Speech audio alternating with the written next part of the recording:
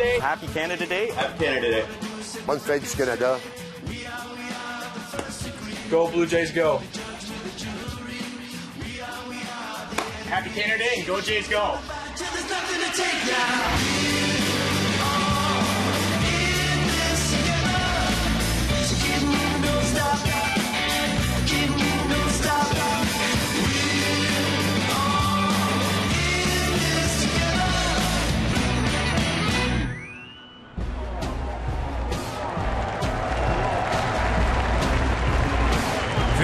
Please welcome the Milwaukee Brewers and your Toronto Blue Jays.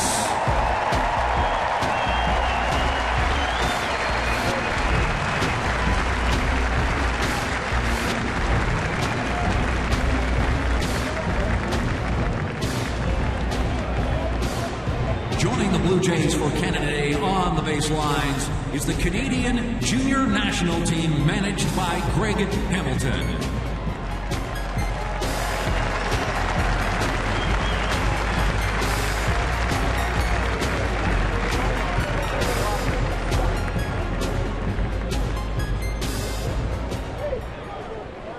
Ladies and gentlemen, girls and boys, we ask you to please rise and remove your caps. And welcome to the field to present the colors for today's ceremonies, the Navy Flag Party from Her Majesty's Canadian ship, York.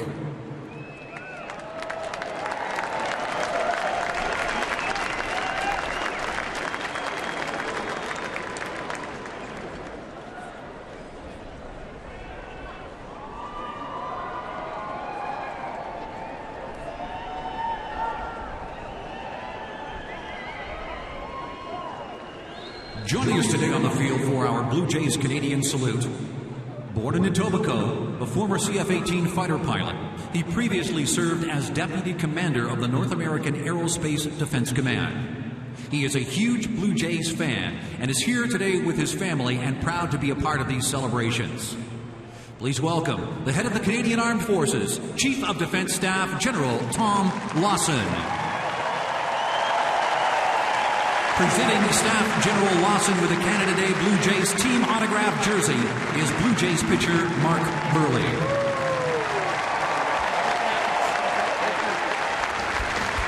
The Toronto Blue Jays are proud to salute all the brave men and women of the Canadian Forces who serve our country every day. General Lawson is also with us today to honor 4 of his outstanding soldiers from Trenton's 424 Search and Rescue Squadron. Last December in Kingston, Ontario, a vacant student housing building erupted into a massive fire, trapping a crane operator on a tower crane above the flames. We watched as news cameras captured a dramatic and skillfully executed helicopter rescue. The crew undertook the dangerous rescue with precision, airlifting the crane operator to safety. The Toronto Blue Jays are proud to welcome members of the 424 Squadron to the field today. Not with us today is Captain Jean-Benoit Girard Beaujegel. With us today, Captain David Agnew, Pilot, Aircraft Commander. Corporal Ian Cleaton, Flight Engineer who operated the hoist. Master Corporal Matt Davidson, SAR Tech Team member. And the team leader who was lowered down to save the life of the crane operator, Sergeant Corey Sissick. On behalf of the Toronto Blue Jays, Brandon Morrow, Colby Rasmus, Adam Lind, and Casey Jansen will present the crew with a Blue Jays gift in recognition of their heroic bravery.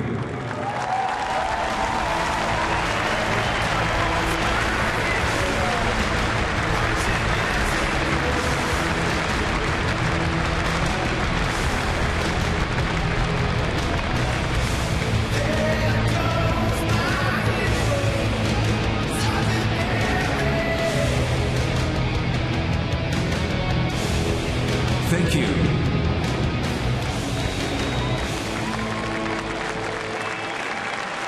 With us this afternoon to perform the national anthems from the Royal Highland Fusiliers of Canada, Sergeant Daryl Castleman.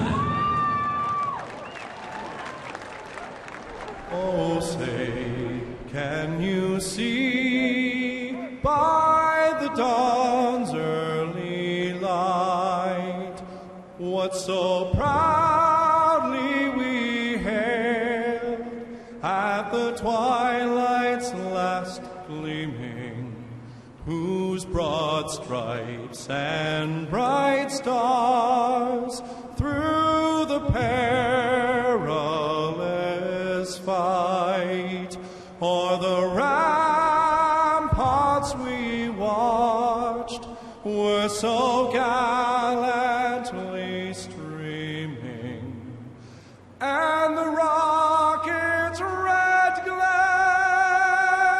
the bombs bursting in air, gave proof through the night that our flag was still there. Oh, say does that star-spangled banner yet wave o'er the land of the free and the home of the brave. Our Canadian flag is proudly carried by Canadian Armed Forces members from Army, Navy, and Air Force and their family members.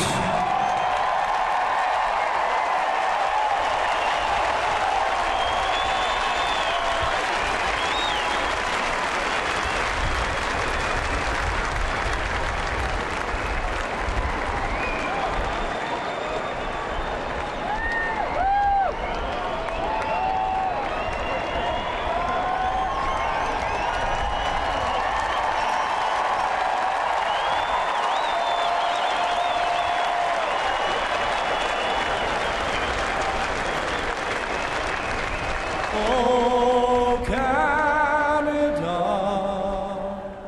our home and native land, true patriot love in all thy sons' command, qu'à ton bras se porte la paix, s'est porté la croix, ton étoile est une épopée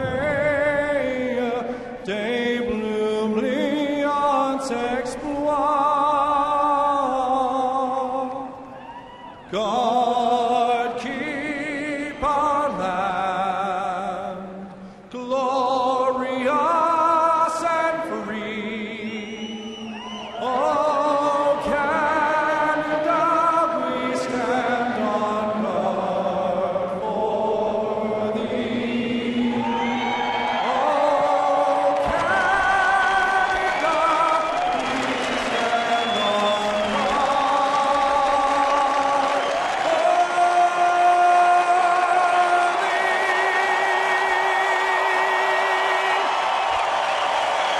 Sergeant Daryl Castleman, thank you.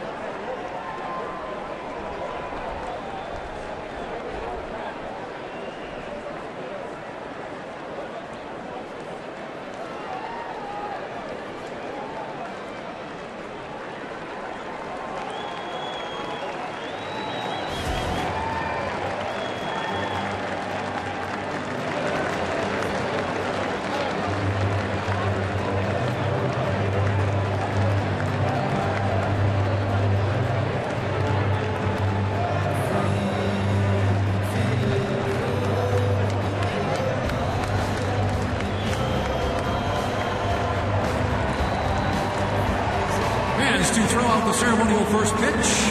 Please welcome back to the field Oakville, Ontario native and professional Indy race car driver, James Hinchcliffe. He'll be throwing out the ceremonial first pitch to Mark Burley. All right, James, it's your pitch.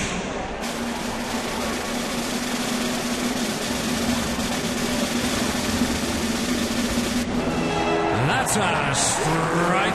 Let's hear it for James Hinchcliffe.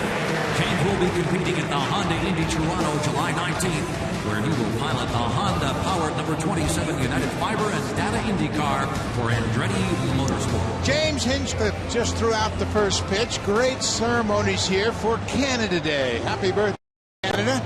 Mark Burley has caught the first pitch. Lots of people honored and great rendition of both national anthems. It's Canada Day at Rogers Center. The Milwaukee Brewers are in town. Happy 147th birthday to you, Canada. We have baseball coming right up.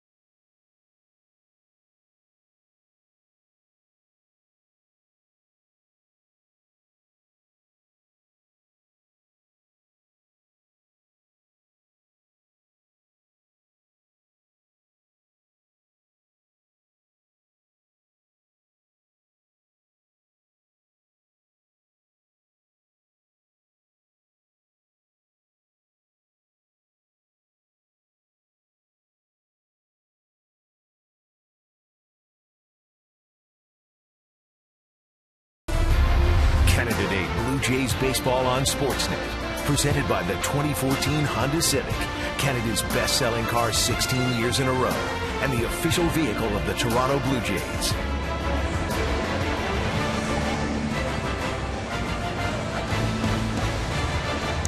Welcome back to Rogers Center and happy Canada Day. They had a tremendous ceremony before this ball game started, and it's a beautiful opportunity for people in Canada to recognize all the great military people that were on the field. We had a nice celebration, great big Canadian Maple Leaf flag, and a lot of service people and their families unveiled the flag in center field. Yeah, it was a lot of fun. Always on a day like today, you see the sea of red out there. You and I are dressed up in the red, you more so than me, Buck. But it's always a great time and a great day, I think, for the players, the coaches, the fans, and the broadcasters. As is tradition, the Blue Jays wear their red jerseys on Canada Day. Jose Bautista with his jersey number 19 will be back in the lineup. Bautista Last played in a regular game Sunday, a week ago Sunday in Cincinnati. He is back in the lineup, and they missed his bat. Yeah, they really have, especially since they have faced left-handers galore over the last week or so. This is Jose's last home run. It came back on June the 6th against the St. Louis Cardinals, and he means so much to this lineup. I think he makes everybody around him better. He's their best hitter. He's the only hitter in the lineup today for the Blue Jays who's hitting .300. So you take that kind of power and production out of the lineup, you're going to miss it. So it's good to see him back in here this afternoon. Blue Jays went 12-15 in the month of June after an outstanding 21-9 May. So they're looking to turn things around on this first day of July. They will play an interleague game. Milwaukee is in town to take on Drew Hutchison and the Blue Jays. Take a look at the lineup for Ron Renick's Brewers. Top of the order, Scooter Gannett, Ryan Braun, the right fielder. And then Jonathan Lucroy, who has developed into a star in the National League. You see his numbers during interleague play this season. He's at .370 with 4 home runs. And Aramis Ramirez, he too has done well in interleague play. 2 home runs, 7 RBIs. Today, Ramirez is the DH with American League rules in play. They will take their first look at Drew Hutchison, the young right-hander for the Blue Jays. It's a good lineup with a lot of power, just like the Blue Jays. So Hutch is going to have to keep the ball down. There, his number 17th start of the season for Drew Hutchison, 5-6 with an ERA of 4. An up and down June for him. It started off great with that shutout against the Detroit Tigers, 7 innings shutting them out. He got a no decision in that. He finished June just 1-3, losing 3 of his last 4 decisions on the mound. He's going to have to keep the ball down. He's going to have to find that release point. And I thought in his last start, Buck, that as that game went along and it got deeper into the game, I thought his fastball was much better. He was throwing it in a better spot. He was actually asking for more work. They pulled the plug on him early.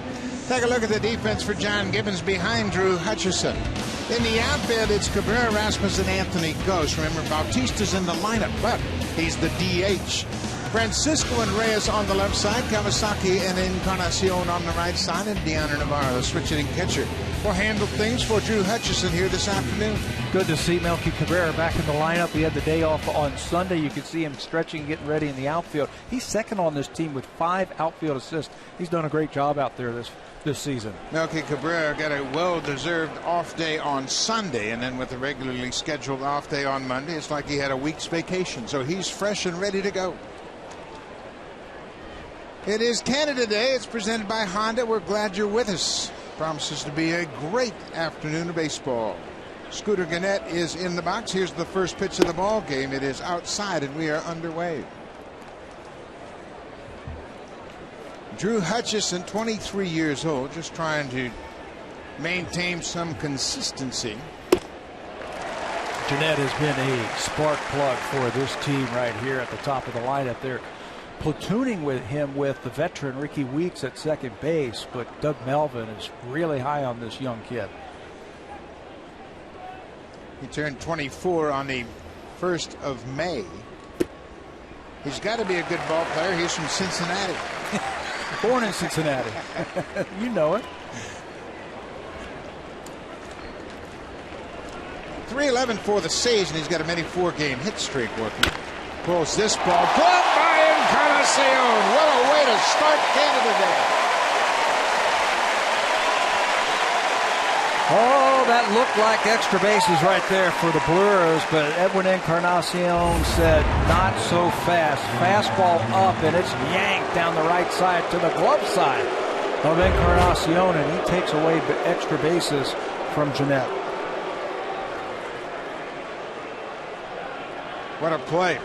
That was 2, maybe 3 for Gannett. 1 out. Ryan Braun will step in. Braun is 30 years old. First round draft pick in 2005. He takes a first pitch strike. MVP in the National League in 2011. Finished second in the MVP voting to Buster Posey in 2012. Have him hitting second in the lineup. They moved him up a couple of weeks ago, and the offense took off. Hutchison ahead quickly, 0-2. 17th start of the season for Hutchison. His 28th career start. It's a beautiful day, and the roof opened late here this afternoon. It was cloudy. There were threats of thunderstorms around. It is 27 degrees, and it's a perfect Canada Day here. No rain on this day. You can't have it rain on Canada Day. Cut on and miss. Braun strikes out. 2 up, 2 down.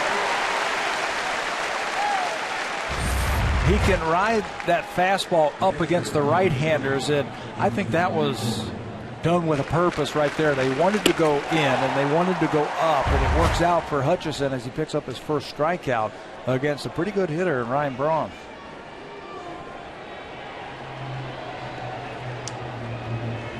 Jonathan Lucroy, we mentioned his great season, .334 average. 8 homers and 24 RBIs, and that's terrific production from anybody. But it is especially interesting that it comes from your catcher. He's got a short swing. If you watch him swing the bat, he's very composed at the plate. There's not a lot of movement. You try and throw a fastball in the inner half, and he's very quick inside. Ball on the strike.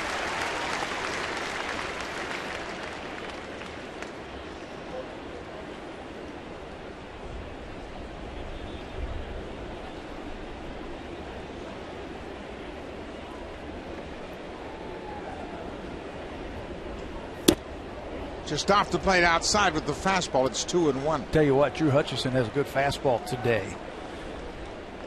It's got a lot of life to it as it goes towards home plate. There are his career interleague numbers. Looking for his first win. Upstairs now, 3-1. Lucroy last year drove in 76 runs as a catcher. That tied him with Yadier Molina and Matt Wieters for the top number in the major leagues for catchers.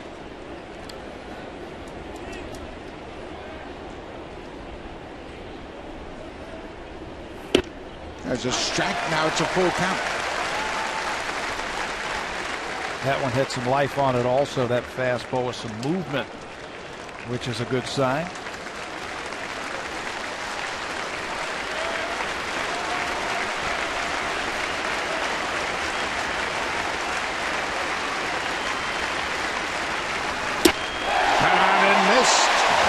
Couple of strikeouts in the first inning. 3 up, 3 down. Hutchison off to a good start today. Happy Canada Day. It's all brought to you by Honda.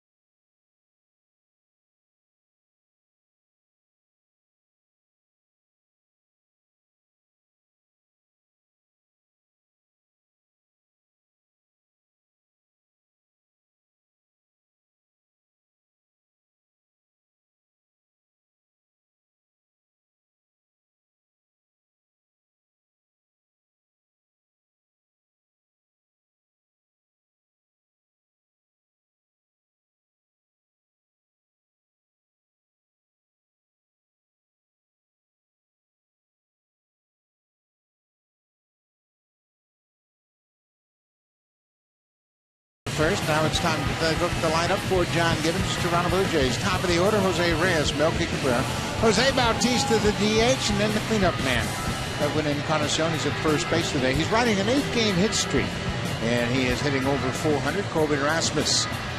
During interleague play this season, he's hit .385 with 5 homers and 13 RBIs. Hopefully the Milwaukee Brewers will bring out the best of Colby Rasmus and get him on a little bit of a run. And you'll take on Marco Estrada, the starter for the Brewers here this afternoon. Making his 17th start of the season, and won his last start versus Washington to run that record to 7-4 with an ERA north of 5, though. Back-to-back wins for Estrada with that win. One problem in that game, he walked 4 batters in 6 1/3 inning. That's the 4th time this year that he has walked 4 batters in a game. Basically a fastball changeup combination for Estrada. Ron Renicky, the skipper of the Brewers. Let's take a look at the outfield. Chris Davis in left field. Carlos Gomez, a Gold Glover in center. Ryan Braun playing in right for the first time in his career this season. Mark Reynolds at third base. Gene Segura up the middle. Jeanette at second. Overbay, the former Blue Jay, at first. And Matthew LeCroy is behind the plate. Jonathan LeCroy. First pitch is upstairs from Estrada. Jose Reyes over his last 6 games has hit .414.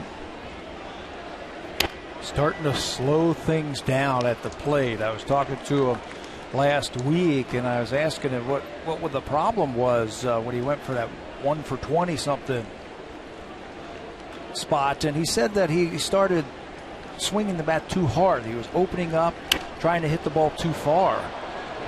He said during batting practice, all I've been doing now is just trying to use my hand and slap the ball wherever it's pitched, and it's worked out for him. Isn't that interesting how one swing, one hit, one home run can throw you off kilter? And that's what happened to him. He hit that home run against Tanaka in New York. Even for a veteran like Jose Reyes, which is surprising. The guy's been around for a long time. He's done a lot of good things in this game. Upstairs now 2-2. Jose Bautista had a pinch hit appearance on Sunday, but this is his first time back in the lineup since a week ago Sunday in Cincinnati. Reyes pops it up. Mark Reynolds, the third baseman, waits on it. That's 1 down. Reynolds, formerly of the Diamondbacks and the Orioles and the Indians, is here in Milwaukee. He's done a nice job. Saw him with the Yankees also. Can play first and he can play third, and he can pick it. Melky Cabrera, I mentioned his off day on Sunday. Melky came into that ball game on Sunday as a pinch hitter. He had a pinch hit appearance in the 8th and grounded out to second.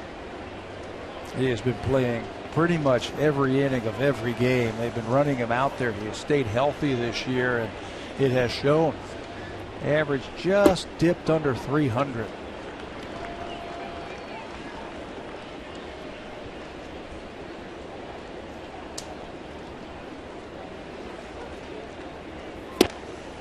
Merritt takes a pitch. It's 1-1.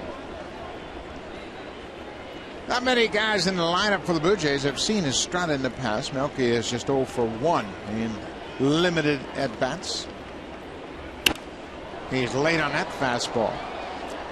Just 89 miles an hour, but it's up in the strike zone, and that's the pitch that Melky has to stay off of. Tough to get on top of that one. Changeup, and that's his bread and butter pitch. That's the pitch that will really allow him to have a good outing. Yeah.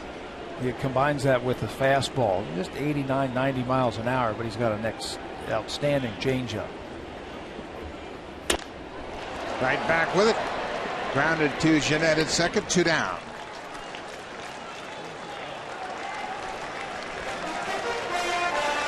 Designated hitter number 19, Jose Bautista.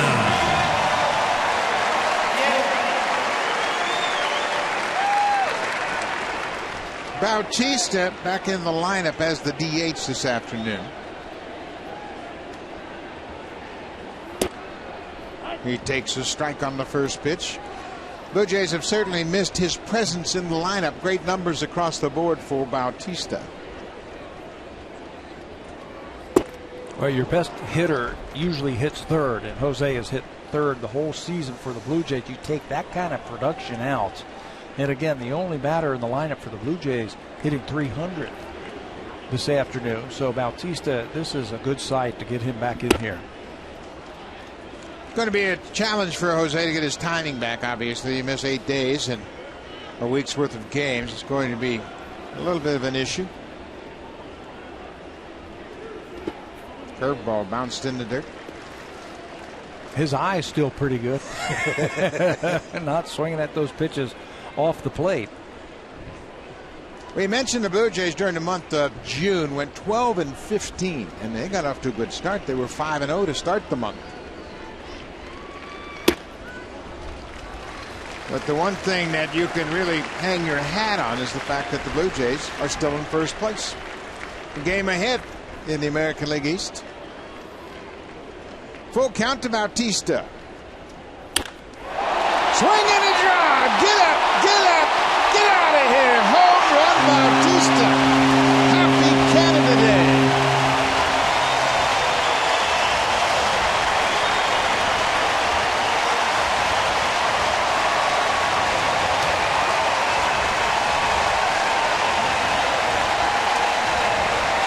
Tell you, he has a way of doing something dramatic. He misses 8 games, and it's like he hasn't been gone at all. 3-2 changeup from Estrada. He tried to fool Bautista with that high leg kick. He's got that timing down. What a beautiful swing. So much for it taking him a while to get his timing right. Number 16 for Bautista, his first since June 6th. What a welcome sight that is. Edwin Encarnacion with an 8-game hit streak.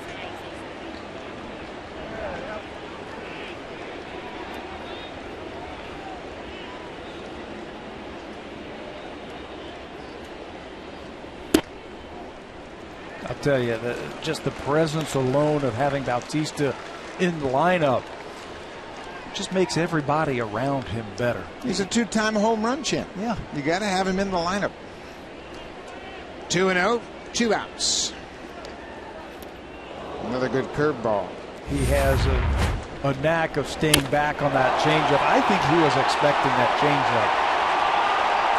Estrada got ahead 2 strikes and then tried to nibble, and then Bautista got back into the count at 3-2, and I think he was looking for that changeup. It was in the back of his mind, and he had a great approach right there. Laid back, sat back on that back leg, recognized the changeup, and smoked it to left center.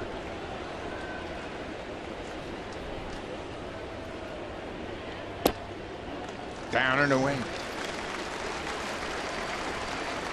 I mean, it is amazing. We have sat here and watched it all season long. Pitchers get the first 2 guys out, and then they start pitching from behind and start trying to be too perfect against these home run hitters.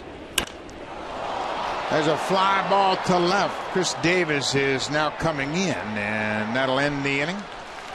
But Jose Bautista, first day back in the lineup in over a week, and he makes an impact. A 3-2 changeup. He drills to left. 1-0 Blue Jays.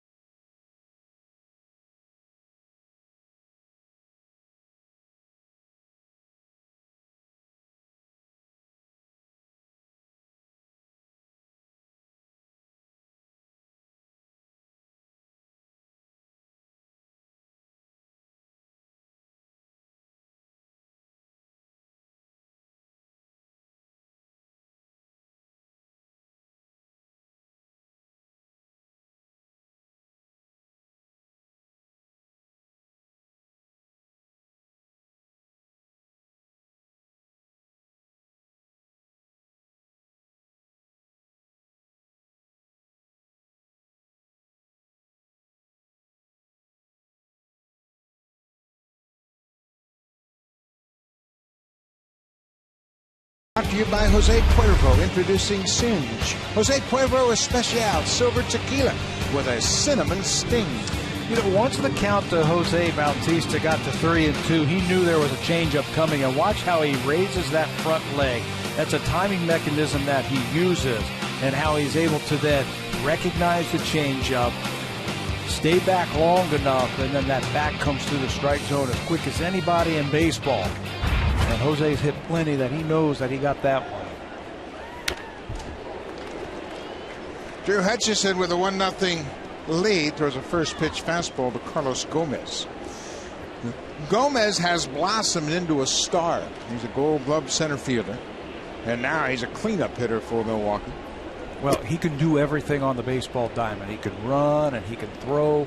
He can hit for average. He can hit for power. He can do a little bit of everything. I was talking to John Shelby, who coaches their outfielders here, and I asked him what's the thing that's taken him to the next level. He said his ability to hit the breaking ball. Generally, that's the thing that comes last, is the ability to sit back and hit a breaking ball. When you think about all the big home run hitters and RBI guys, they're all good breaking ball hitters. Yeah, they become good breaking ball hitters. He'll still swing at pitches out of the strike zone, and you can get him for strikeouts. But you hang him something, he's going to hurt you. 3 strikeouts in a row for Drew Hutchison. That's the first out of the top of the second. Told you he's got a good fastball today. You can just see it, how it comes out of his hand, so nice and smooth. He's concentrating on throwing the ball out in front of him. Drew was telling me earlier that he gets in problems when he's laying back too much and the ball is thrown from behind him instead of out in front of him. Ramis Ramirez goes after the first pitch, hits it high in the air into right. Anthony Ghost with a long run gets there. Ramirez is retired on 1 pitch. Ghost playing in right field in place of Jose Bautista. He's got terrific speed. Yeah, he just ran that ball down. That ball's hit high enough for him to run under it. Watching these two teams in this series, just a quick 2-game series here at Rogers Center, these two teams are very similar offensively. They got a lot of home run power between them. Chris Davis with 14 home runs. Here's one of those guys you're talking about. They got depth in their lineup. Might be their best power hitter. 26 years old. He comes out of Cal State Fullerton. He was a 7th-round draft pick in 2009. Last year he made his first opening day roster. This year he's become the everyday left fielder. And he is starting to blossom. He's got 21 doubles, 2 triples, and 14 home runs. Pretty good production. I mean, those are right in line with the kind of power you want in your outfielder. Doesn't walk a lot. He'll strike out, but he'll give you some production. Brewers chasing that high fastball early. 4 strikeouts, 6 up, 6 down for Hutchison. The Blue Jays have a 1-0 lead on Canada Day, brought to you by Honda.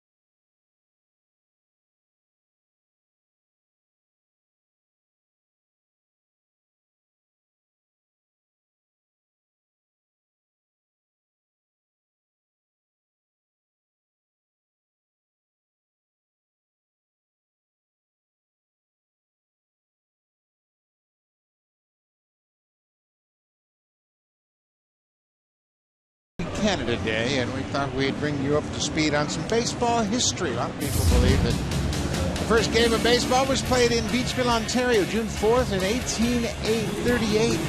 And look at, there are 5 bases, what they call byes, and the first bye is only 6 yards away because they wanted to have the challenge of getting the runners off base. So they put a guy on there easily. I could have had infield hits if it was only 6 yards away. 18 feet? I think so. You'd have a lot of infield hits. 11 players went to bat each inning, and the inning would not end until they were all retired. The ball was made of twisted woolen yarn, a little smaller than today's baseball. It was sewn together by the shoemaker, Edward McNamee. The Canadian Baseball Hall of Fame helped us out with all that information. We want to thank them. Gary Navarro leading things off. He is batting 5th here this afternoon. Pulls this one on the ground. That's a foul ball. Jose Bautista homered with 2 outs in the first, and that has been a problem for Marco Estrada. He leads baseball now. He has allowed 25 home runs this season. That's 8 more than any other pitcher in the majors. Amazing. And he pitches in a very tough ballpark. Miller Park in Milwaukee, that's a home run haven right there. But his combination fastball changeup denotes that he is a fly ball pitcher. And in this ballpark, like Miller Park, that could be dangerous. There's a fly ball. Gomez back easily makes the catch. 1 down.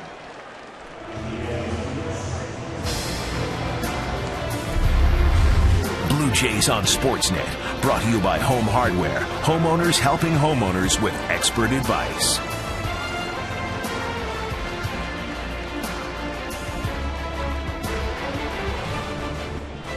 Kobe Erasmus, we mentioned his great numbers in interleague play coming into this game. He's hit .385 during interleague play this season.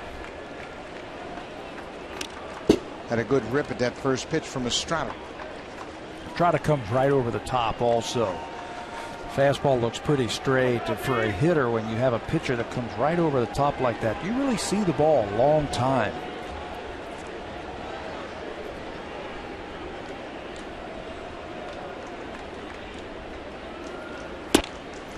This is the first time Estrada has been to Canada, but he has some ties. He lost to Team Canada while pitching for Team Mexico in the WBC in 2013.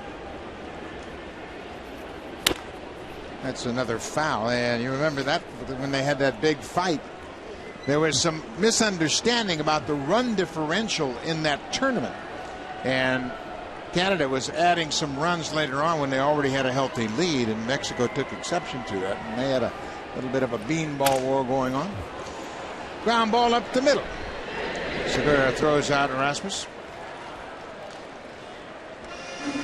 That is the Canadian Junior National Baseball team, and they were part of the ceremonies before the game today. Greg Hamilton is the manager of that team. He too was the manager of Team Canada in the WBC in 2013.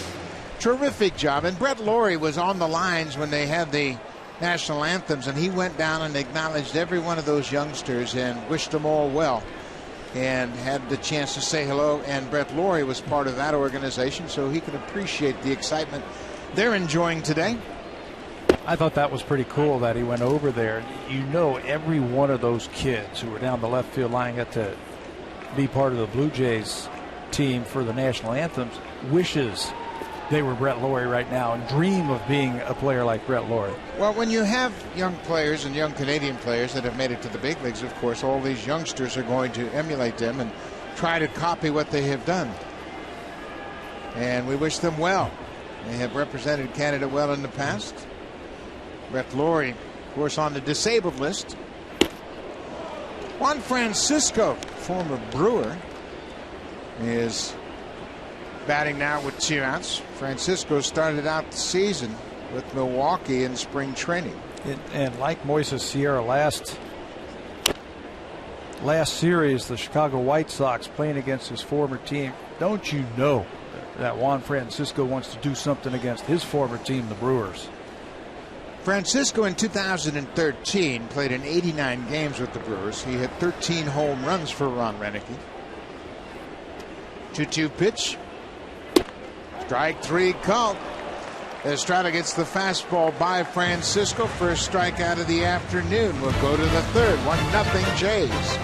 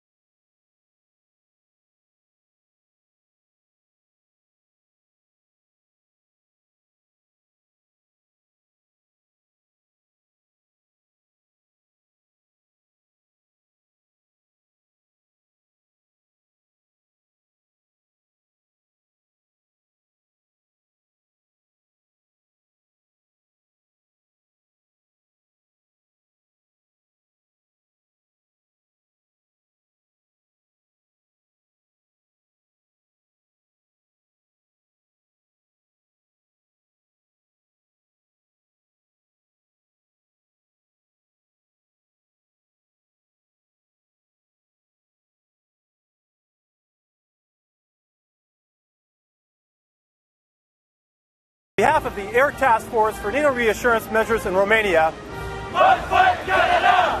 Happy Canada Day. Happy Canada Day. Bonne fête du Canada. Happy Canada Day, everybody. Bonne fête du Canada, tout le monde. Bonne fête du Canada. Go Jays, go. Happy Canada Day. Go Canada, go. And happy Canada Day to you. Many military people in attendance here this afternoon. We want to thank you for your services around the world. Happy Canada Day. Great ceremonies today before the game. Lyle Overbay understands what that's all about. He played for the Blue Jays.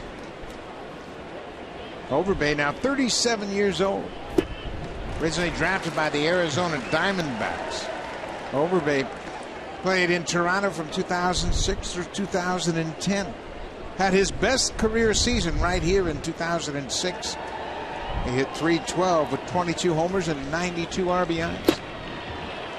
Trying to take advantage of that shift and bunted right through it. It's now 1-2. In all the years that I've watched Lyle Overbay play the game of baseball, I've never seen that right there. But he was just trying to get that ball by Hutchison, and he could have walked to first base with a hit. And his best seasons were right here, power-wise. Drew Hutchison's got that fastball singing early. 5 strikeouts now for Hutch. And it's up, which today is a good thing. Normally he wants that ball down, but right now he recognizes that the Brewers are going after that letter-high fastball, and they're not catching up there. You could see it in the first inning that his fastball had a little something to it today. Yeah, he's got a little extra skip in that fastball. Blue Jays had an off day yesterday, and they were in need of one. They have had a long schedule without any off days. Mark Reynolds, former Oriole, Yankee, Indian. He started his career with the Arizona Diamondbacks. He's always been a power threat. 13 home runs so far this year. He's the quintessential all-or-nothing guy. Yeah. He has led his league in strikeouts 4 times, 3 times in the National League, once in the American League.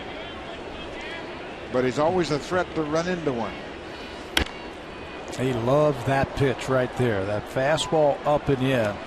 He sees it, recognizes it. He can hit it as far as anybody.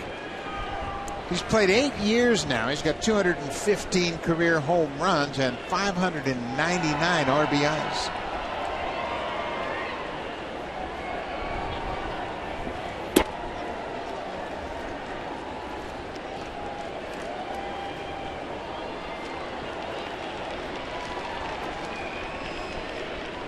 This is the first ball game Hutchison has started against the Brewers. First time he has faced them. There's a fly ball to right. Anthony Gose drifts with it right to the wall. That ball carried a little bit further than he expected. 2 down here in the third.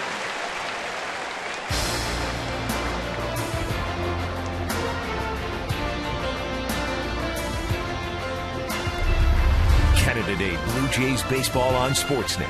Presented by the 2014 Honda Civic, Canada's best-selling car 16 years in a row, and the official vehicle of the Toronto Blue Jays.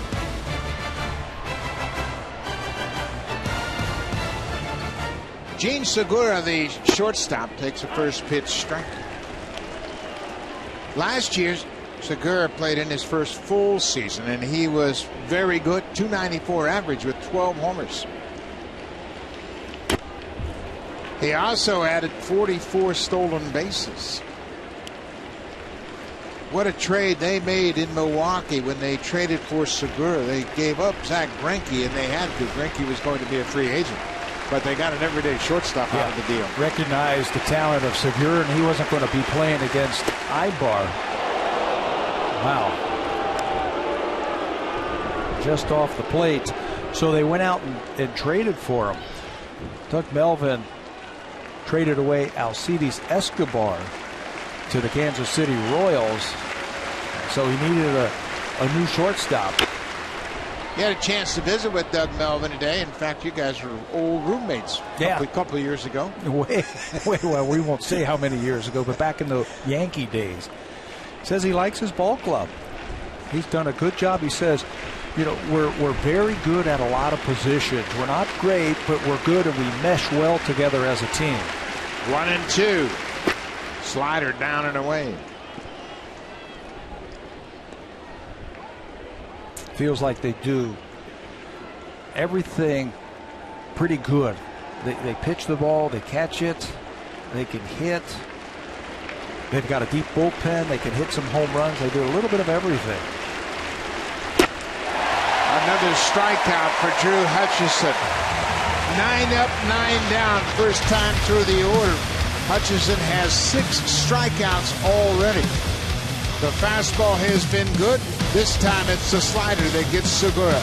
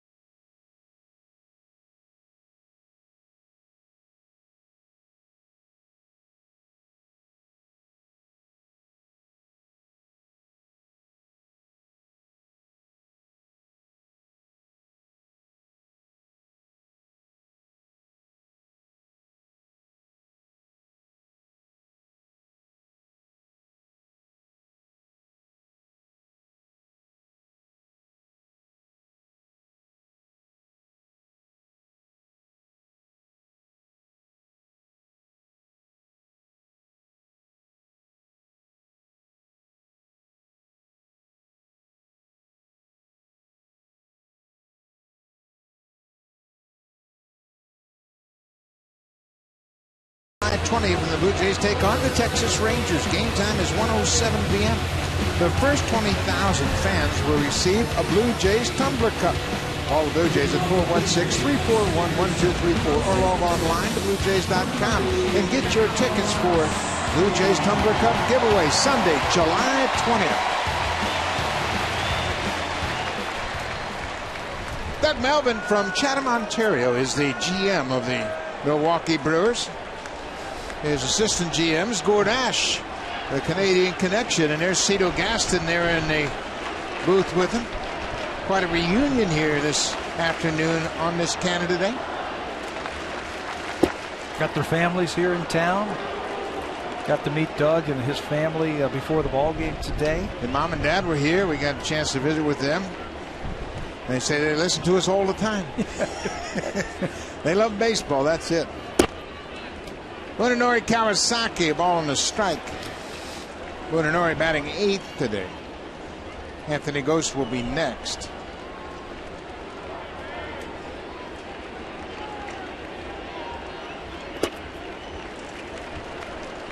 All the stars are out on this Canada Day. There's Grapes, Don Cherry. And he's always dressed to the nines. Is that a collar or a neck brace he's got on right there? Yes. Holy smokes. I've never seen anything like that That's before. his patented collar. Is it? Yeah. Grapes looking good as always. Good to have you in the house. 2-2 pitch to Kawasaki. Fair ball down the third base line.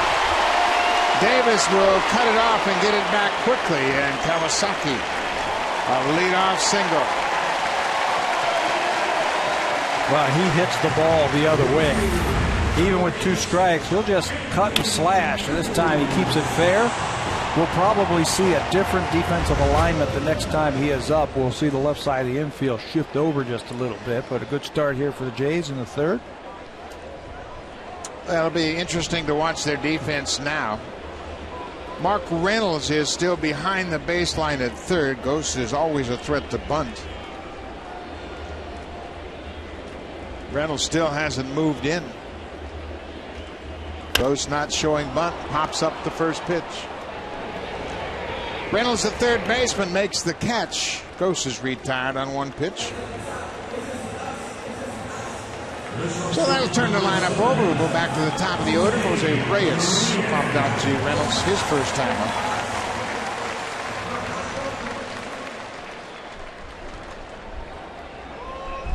Got to figure that John Gibbons is going to try and get that runner in the scoring position somehow, some way. Kawasaki not really a threat to steal, but they might put him in motion early in the count. Brewers think they might. Lyle Overbay is a terrific defender at first. He has great range and an outfielder's arm. He really has a strong arm. He might have the best throwing arm of any first baseman.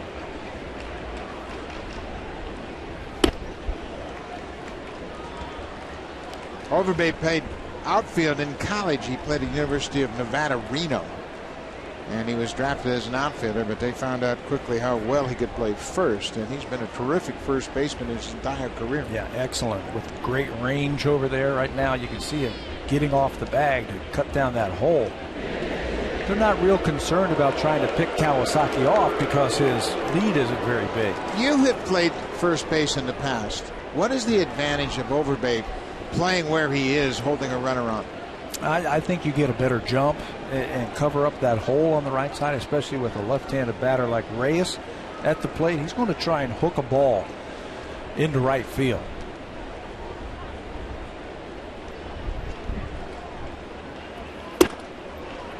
Right at the top of the zone.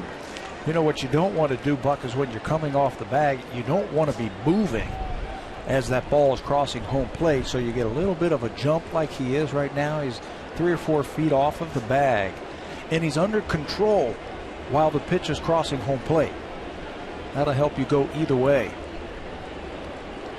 There goes Kawasaki. The hit and run is on, and it's popped in the air.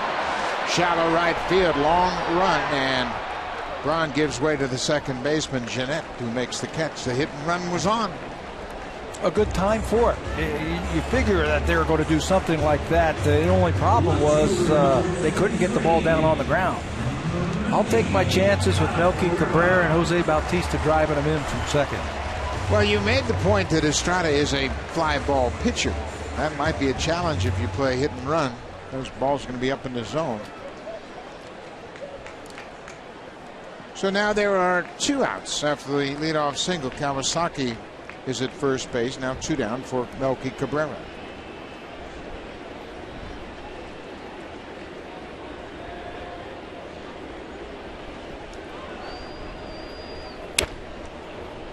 Melky goes after the first pitch and fouls it back. The Blue Jays will play the 2 games in Milwaukee on August 19th and 20th. This is something that has come about since there has been an even number of teams in each league. There are 2-2 series. Home and home series, if you will. Yeah, Blue Jays have already done that this year with the Philadelphia Phillies. That was all back-to-back back in the month of May. Now they get the Brewers twice here in July and 2 more times up there in August. Since 2005, the Brewers are 7-2 against the Blue Jays.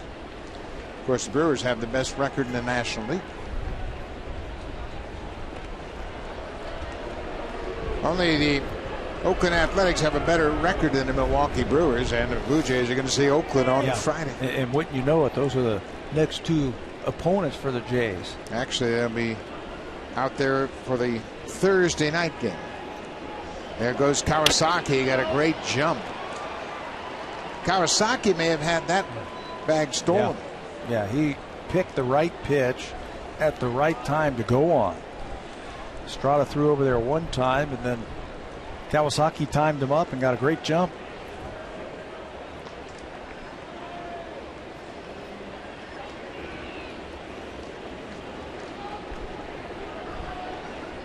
One and two, 2 outs. Yeah, this is a good time for Kawasaki to gamble. You've got Cabrera in the hole with 2 strikes. Kawasaki steals it, then he's in scoring position. If not, Melky Cabrera starts the next inning. Yeah, that's a good idea right there. Got to figure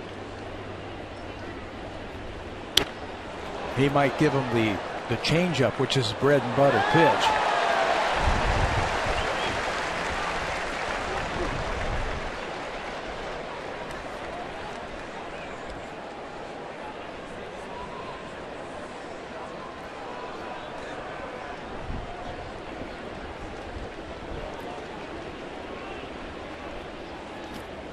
In the dirt. There's another pitch in the dirt, and would have been a good pitch to run on. Now it's 2 balls and 2 strikes, 2 outs. Kawasaki is now going to bluff a run to second base. I don't know if that's to get one of the middle infielders moving just a little bit on that pitch to Melky Cabrera.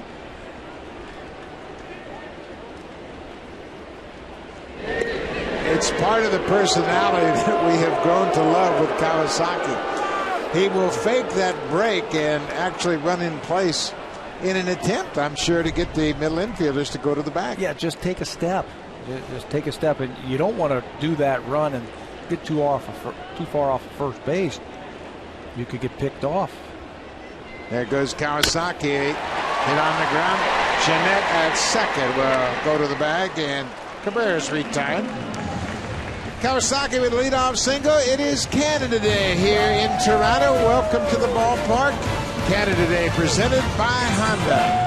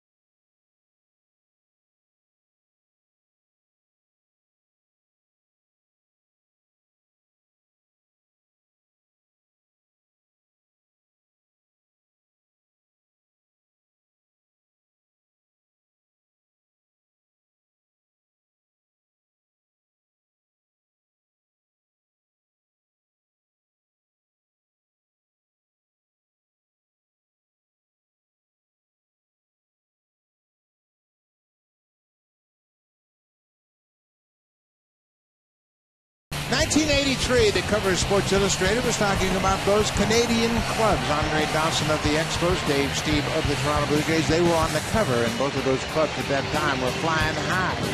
Then we point out the success of those great organizations, and at the same time talk about the great Canadian sluggers. All-time Canadian home run leaders. Larry Walker of Maple Ridge, BC, 383. Matt Stairs of Fredericton, New Brunswick, of 265 home runs, and Justin Morneau. His number is going to increase as he is playing in Colorado, and Geddy Lee in the house, and everybody is out on this beautiful Canada Day. Everybody's here. Those three guys that we just saw there, all left-handed hitters. Wow, why is that? Yeah. They all had good slap shots. That's right. Boy, they could all hit, too. There's a fly ball to left off the bat of the leadoff man, Scooter Gennett, one down. Geddy Lee, of course, a Rock and Roll Hall of Famer from the group Rush. He's a big Blue Jay fan and a big baseball fan. Geddy Lee made a terrific donation to the Negro League Baseball Hall of Fame in Kansas City. He donated over 200 autographed baseballs from the Negro League players. It's quite a gift, and he should be very proud of his donation to that great museum in Kansas City. Displayed beautifully at the Hall of Fame in Kansas City. And if you ever have a chance, if you're in Kansas City, you got to go there. They have really set it up very well. And the cover of that magazine we showed you, Dave Steve was on that cover. And Geddy Lee and Dave Steve play guitar together a lot. What a great day it is here. Some people having more fun than others.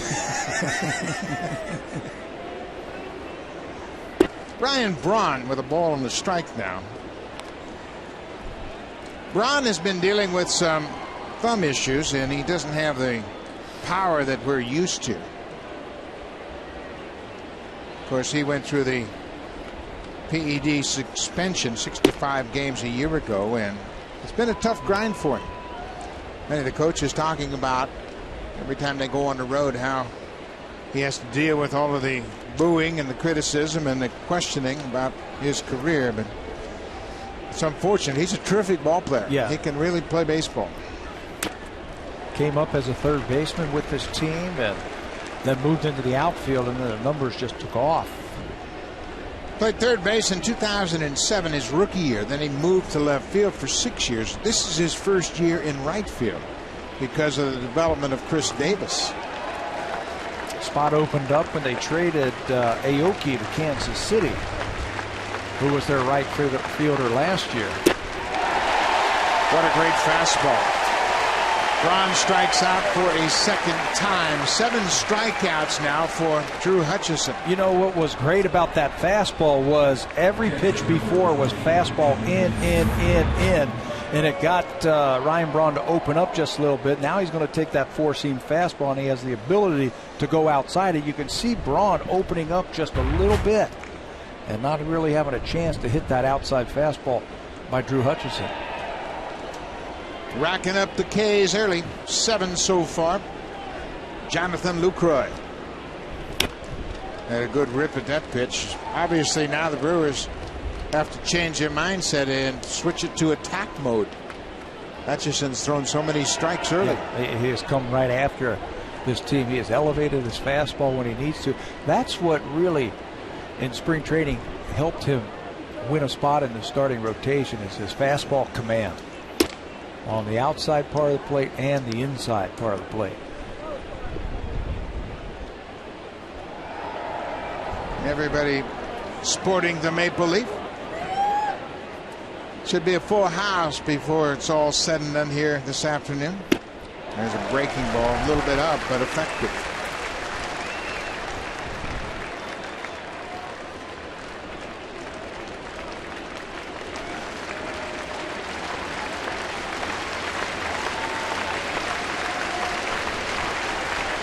One ball, 2 strikes.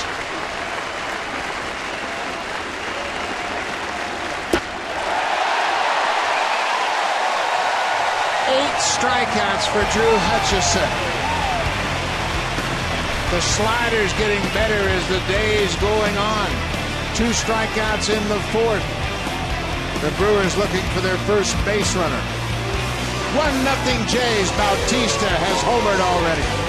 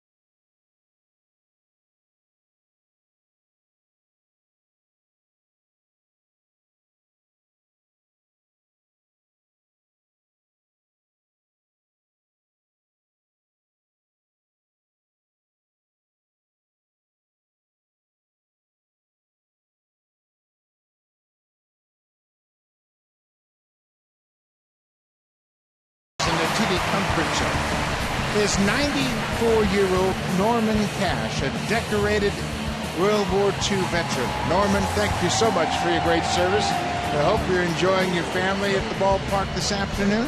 While over in the Jays Care Community Clubhouse, we welcome guests from the Canadian Armed Forces. We welcome you and thank you for your services to Canada. And yes, sir, you are on the screen right now.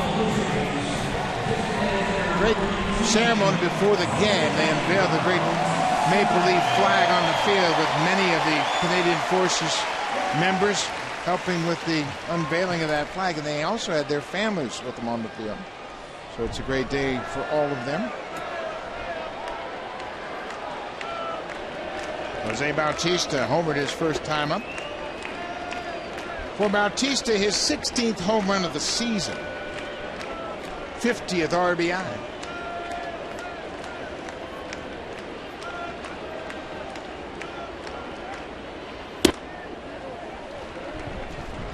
Bautista injured his hamstring running down the first baseline in Cincinnati. Stayed in the game, but would have to eventually leave. It was in the final game of that Cincinnati series on Sunday, a week ago last Sunday. And when we saw him leaving the field, you know, it looked like it was going to be a month or 6 weeks, something like that, the way he gingerly walked down the steps and back into the clubhouse in Cincinnati. There's a high fly ball to the left. This one's going to stay in the ballpark. Chris Davis gets underneath it. Bautista's retired.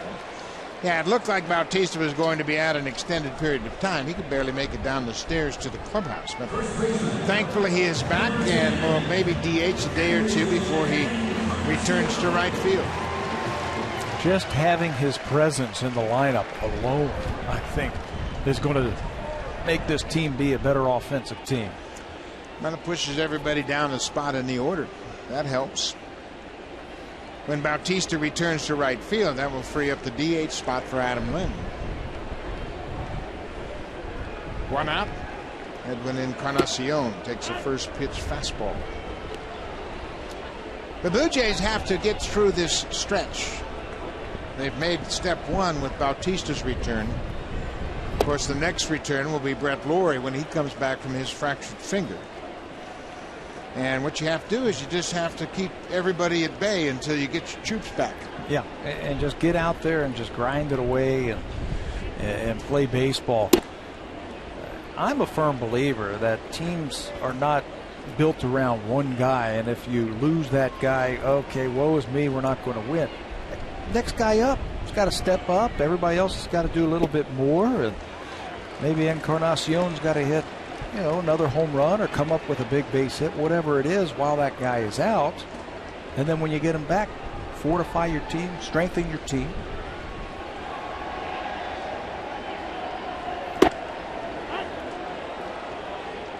Jonathan Lucroy has the perfect physique for a catcher. He is about 5'11", and watch the target he presents. He gets down low and really holds a low target. Just another fly ball to left. Encarnacion is retired on the fly out. But by getting down low, Lucroy gives the umpire a great view of the strike zone. When you're small and can really present a low target, that umpire has a good look at the strike zone. You know, a lot of guys, 6'3", 6'4", they can't get down, and that presents a problem for the umpires. But this guy's a great catcher, getting better all the time. And he takes terrific pride in his ability to get the most out of the pitcher. The guy at the plate, built like a catcher too, who's hitting. Navarro. Johnny Navarro along the same lines for sure. 2 outs.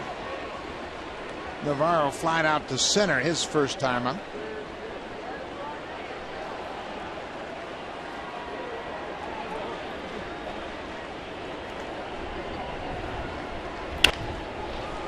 There's another fly ball to left. Chris Davis makes the catch, this time in foul ground. 3 fly ball outs to left field. We'll go to the 5th. The Blue Jays have 1-0 lead. Now it's time for Blue Jays Central Update. Here's Jamie Campbell and Greg Zahn.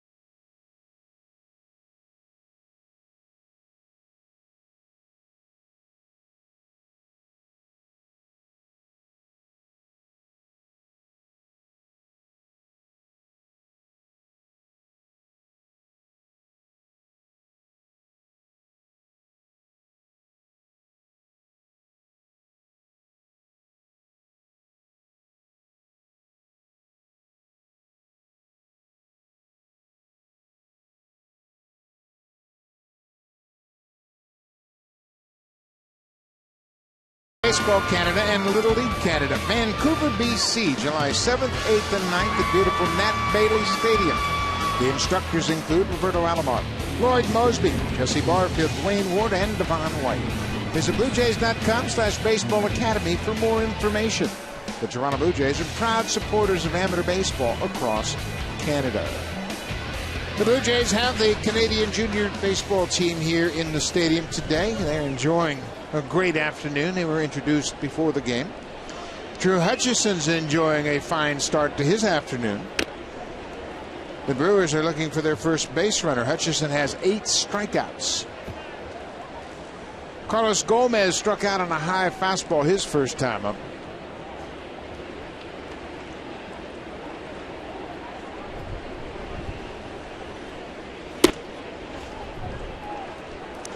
Gomez has just now blossomed into a star. We mentioned that fact. He's 28 years old now. He was originally signed by the Mets in 2002.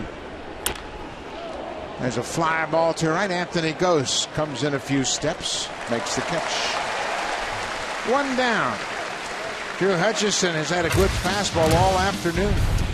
Well, you could see that from the first inning. He's been able to go ahead and just pump that ball in there. First time facing the Brewers first time that they're seeing Drew Hutchison, and they're starting to figure out that he's got a pretty good fastball. He's used it at the top of the strike zone, and he's used it on the outside part of the plate. One thing that we will watch is Hutchison and Navarro working together and possibly mixing in the changeup a little bit more and mixing in his slider a little bit more second and third time through this afternoon. That's an interesting point, and he has been so successful. At what point do you determine, okay, now it's time for the changeup?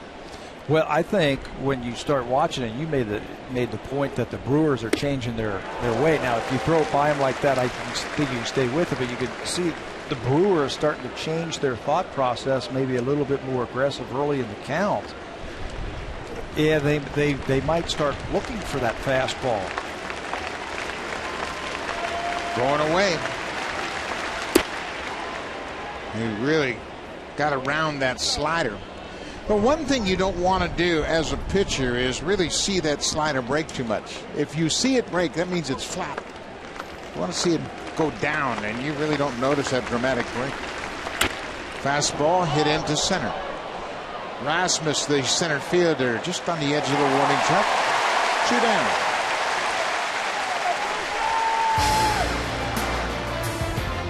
The 2014 Honda Civic, Canada's best-selling car 16 years in a row, and the official vehicle of the Toronto Blue Jays. It is Canada Day, and the Canada Day ceremony celebration, the whole game presented by Honda. Lots of people having a great time at the old ballpark today. 2 outs. Chris Davis up the middle. Reyes behind second. That's going to be an infield hit, broken bat infield hit for Chris Davis, the first base runner of the afternoon for the Brewers. Up the middle, Reyes went a long way, and he elects to throw on the run, and that's going to make that ball tail on him. I don't think he had time to 360, make a complete turn, and then pick up the first baseman. That's just a well-placed ball by Davis, and he can run. Perfect through 4 2/3 as Chris Davis gets the first hit. He's the first Brewer base runner this afternoon. Lyle Overbay struck out on a fastball his first time up.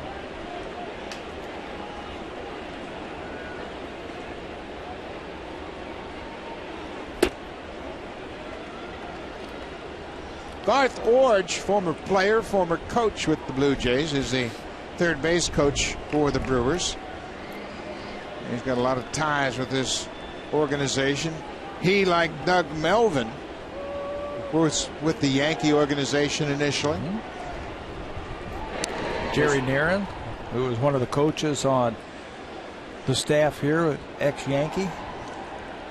Garth Orge is in his 4th season as the first base coach for the Brewers.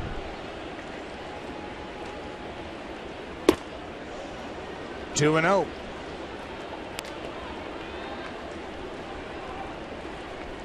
Overbay and Reynolds have been splitting time at first base this season.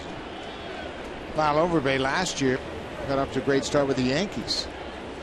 Did a nice job as they were dealing with injuries to Mark Teixeira. He stepped right in and did a good job. They loaded up on a lot of veterans last year. The Yankees, Overbay, one of them. He's always been a solid pro. Gives you a good effort day in and day out. He fields his position exceptionally. He's got over 11 years of major league service, and he was an 18th round draft pick by the Diamondbacks. He's good for a double too. Guy can hit the ball into the gaps with the best of them.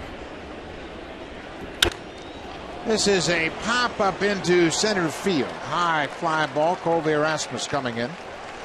The Brewers get their first base runner, an infield hit.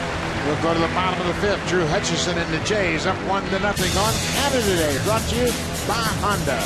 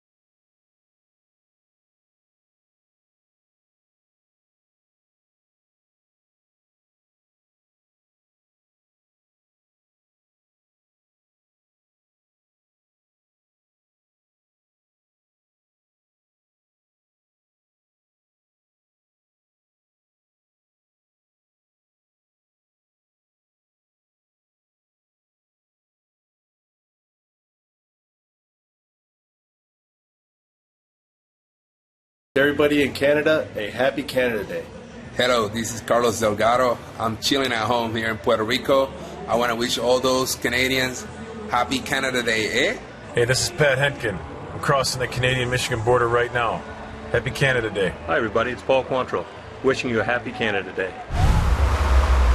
Some familiar faces wishing you all the best on this Canada Day. Carlos Delgado is in Puerto Rico. Alex Gonzalez in Boston.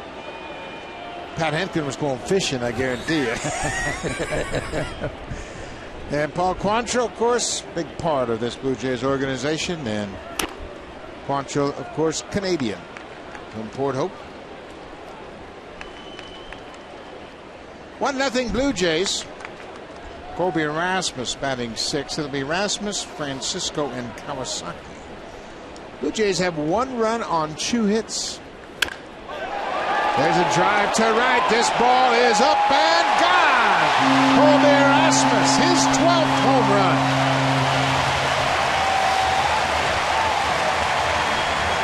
Make that 2 runs on 3 hits. 1 swing of the bat right there by Colby Rasmus. They tried change-up first pitch, and he hooked it foul. And it looked like Estrada came back with a fastball. He's going to try and sneak one by Colby. And he was all over that one. He's a low ball hitter. And you talked about all the home runs that Estrada will give up. Here's another one. 26 home runs Estrada has given up this season. For Rasmus, that's number 12. A pair of solo home runs, and the Blue Jays lead it 2-0.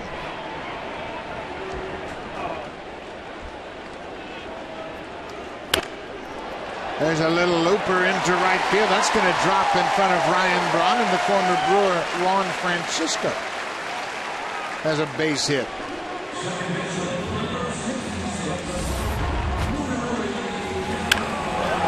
Low fastball. He's done that before. We've seen him just take that low fastball. Trying slipping it by him. That's not a good idea.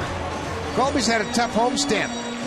That's just his 3rd hit. He's now 3 for 25 on the homestand, but 2 of those hits have left the ballpark. His 27th RBI of the season. Francisco at first base with a single. Now Munenori Kawasaki. He had a single just inside the bag at 3rd his first time up.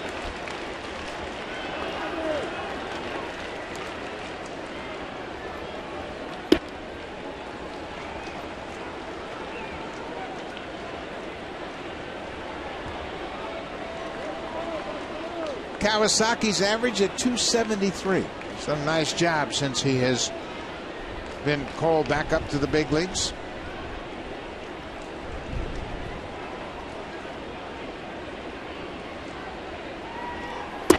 Shows Bunton, takes it down and in. It's 2 balls and no strikes. Yeah, he had a long look at Louis Rivera, the 3rd base coach. And they'll have a sign for the sacrifice bunt. They'll also have a sign for the drag bunt. That time he went squared around pretty quickly.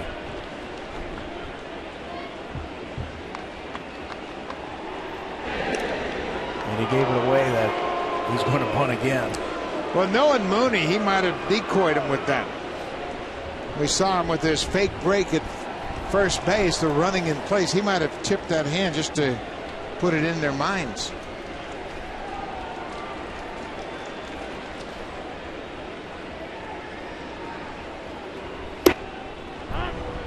He takes his strike. It's now 2-1. Blue Jays need to build some momentum before they head out onto the road trip.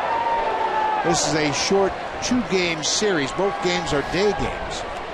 And they will fly tomorrow after the game out to Oakland to take on the Athletics.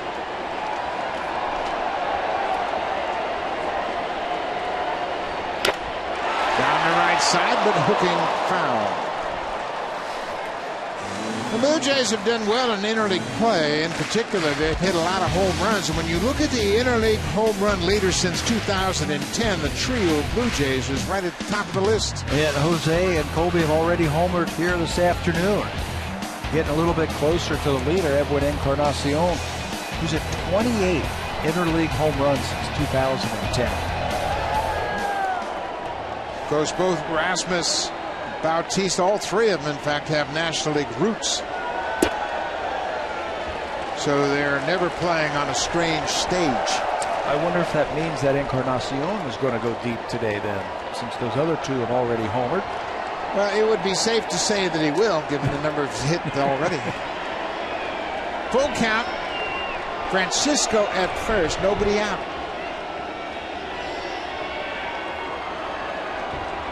There he goes. Ball is hit in the air to center. Gomez came in. Now a retreat. Francisco hustles back to first. They had put the runner in motion at first. And for the second time, they just couldn't get the ball on the ground. Kawasaki gets that ball on the ground. Francisco standing at second base. Anthony goes with a long look down to Luis Rivera. Ghost is tough to double up, so I would be surprised if they put Francisco in motion now. Not a good combination right here. You don't have a lot of speed at first base, and you got a batter swings through a lot of pitches. So not a good combination for hitting and running. But a good combination for that. Pulled it up the first baseline, tried to drag it up the line, and bunted it foul. 2-0 Jays. They have scored runs on solo home runs. Bautista in the first. Rasmus here in the fifth.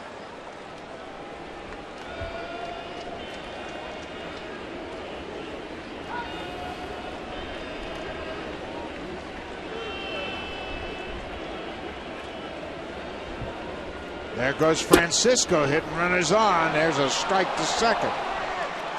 And Francisco is out easily. And I'll tell you what, Bug, it looks like he came up limping a little bit off of that hard slide into second base. You don't know whether it might be a strawberry on his knee, or watch where he touches his leg. It's up high. There's the out at second. Then watch how he limps off the base like it might have been a little bit more than a strawberry. Ghost is out. The inning is over just like that.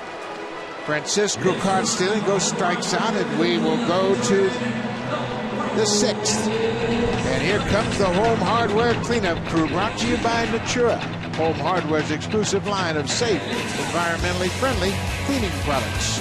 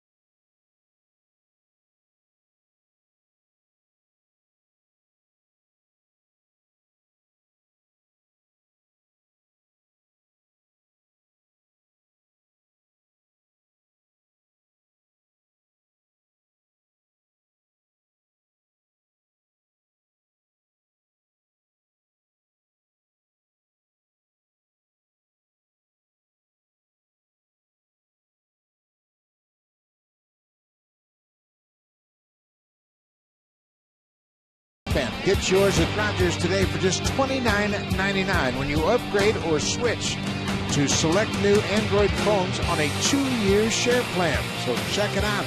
Pick up a Sony Smart Band at Rogers. Good crowd on hand here on this Canada Day. Blue Jays have a 2-0 lead. Drew Hutchison is on a roll. There's another strike. Hutchison has been in command. Used his fastball up and down, in and out. You have to be careful with these hitters that the Brewers have because they can go deep, I think, 1 through 9. Reynolds, we were talking about him his first time up. He played 24 games here at the Rogers Center. He's had 5 home runs. He's also had 33 strikeouts in those 24 games. Well, that's the way he has played throughout his career, and he's had a very good career. As we mentioned, he started out in Arizona. He had 44 home runs one year. Upstairs, he lays off that high fastball. 44 home runs, 102 RBIs in 2009 as a member of the Diamondbacks.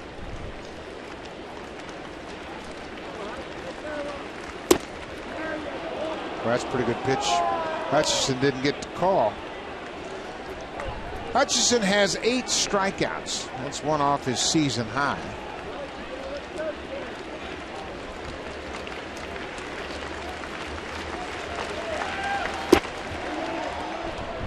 Reynolds wanted to, but checked in time. It's now a full count.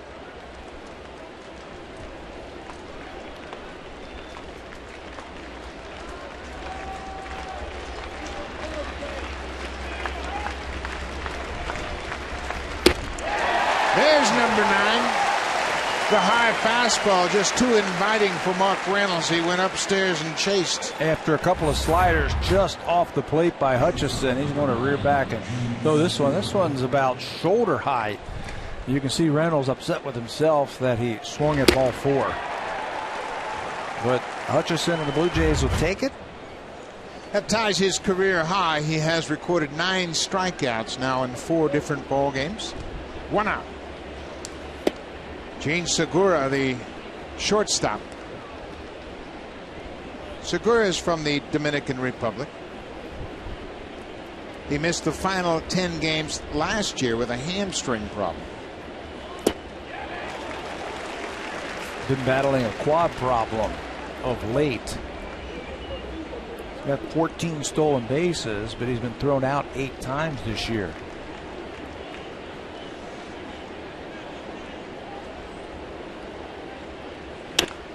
Pokes it toward first, smothered by Encarnacion. Nice play.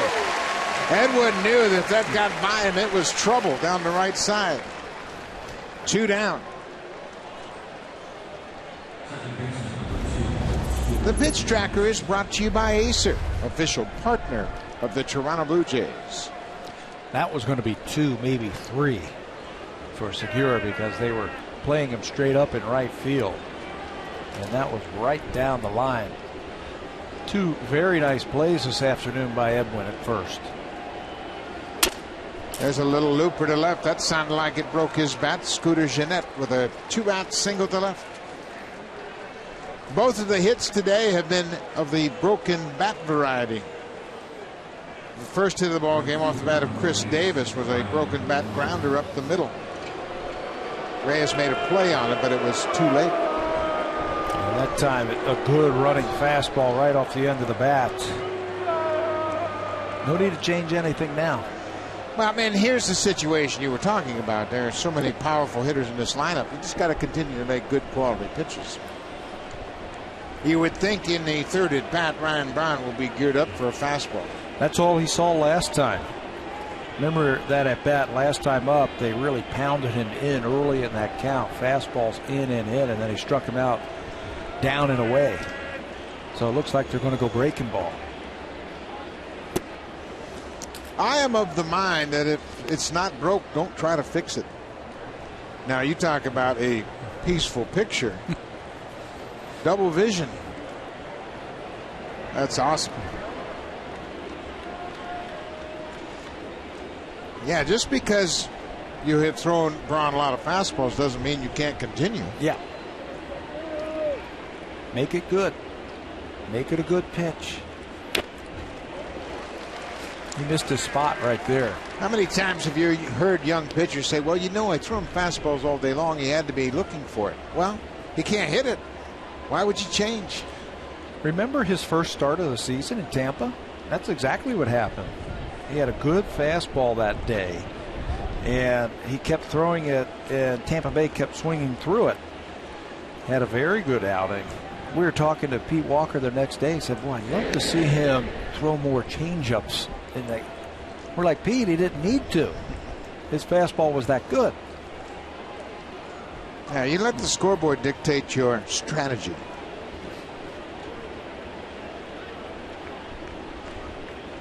One ball, one strike. There goes the runner at first. It's fouled back. Brown had a good rip. Jeanette was off on the pitch. He has 4 steals. That first game you mentioned, Drew Hutchison against Tampa Bay back on the 1st of April, game 2 of the season. He was matched up against Alex Cobb. 5 1/3, 3 hits, no runs. Through 83 pitches, he was very efficient. Kept using that fastball to his advantage in that game. 1 ball, 2 strikes, 2 outs.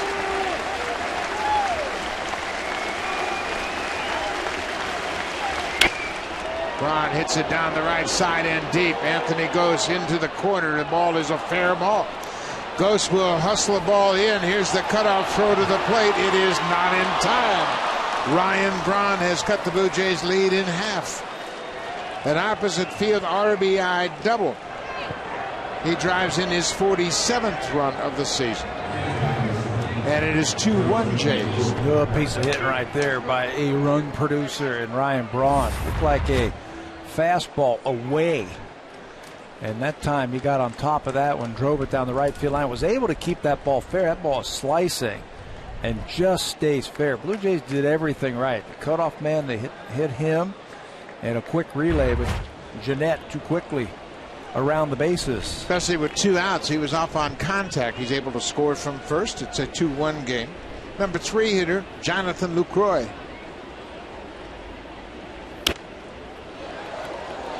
Lucroy batting .334 at the start of this game. He has earned the right to hit third in this Brewers lineup. Great on-base percentage. You can see it right there. He has almost as many walks as strikeouts this year. So Hutchison getting him the first 2 times. Bit of a surprise. I think that speaks to the stuff that Drew has taken to the mound this afternoon. Yeah, he's had exceptional command of all of his pitches. He has a career high tying 9 strikeouts. Lucroy, as you mentioned, very good getting on base. He is 5th in the National League with an on-base percentage over .400.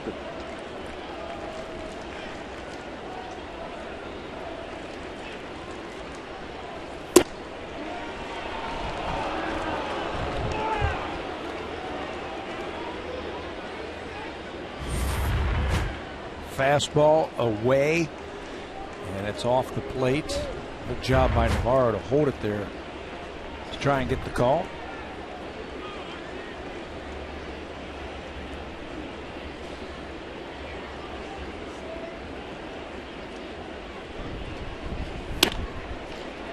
Francisco wide of third, takes his time. That'll end the inning.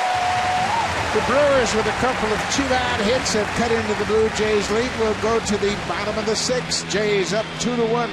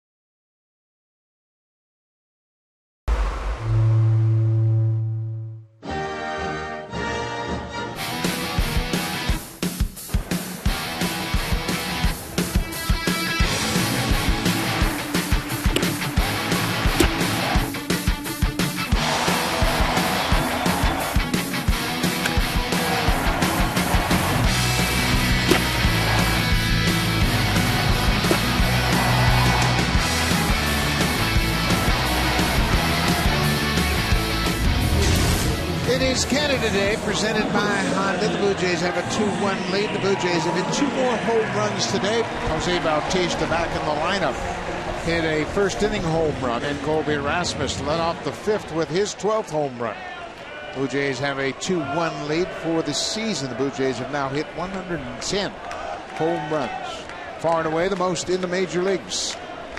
Top of the order for the Jays against Marco Estrada here in the 6th. Reyes, Cabrera, and Bautista.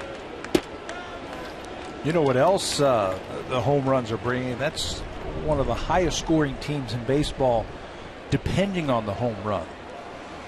Scoring runs via the home run. I'd like to see the Blue Jays chip away just a little bit more, manufacture some runs. They've tried hitting and running a couple of times today, and that hasn't worked out. They've had a couple of runners thrown out. Blue Jays coming into this game were second in the major leagues as far as percentage of runs scored on the home run. That's going to get something started. Reyes with a fly ball into center. He's going to be stopped. Now they got a shot on him at first, but he scrambles back. Reyes with a big turnaround first, had to hustle back in with a head first slide. Playing it very aggressive. I think what Jose was looking for was that one final bounce where the outfielder has to stay back on it. He was thinking 2, but he got out there a little bit too quickly. They throw behind him, and he's back safely. Now let's string some hits together. Reyes is going to end up at first base, nobody out. String some hits together and score multiple runs. Melky Cabrera has grounded out twice to second base.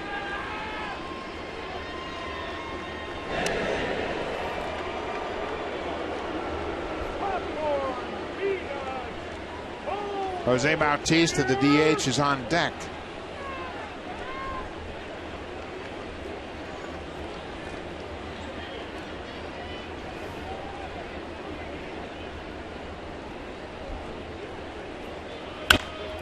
Ripped to Overbay. Second for 1, back to first. Double play. We told you he's got a strong arm, and once he gloved it, he made an easy 3-6-3 double play. So with 2 outs, Jose Bautista will step in. This is the same situation he faced in the first. 2 outs, nobody on. He got the count back to 3-2. They tried a change up, and you can see that one right off the facing of the second deck in left center field.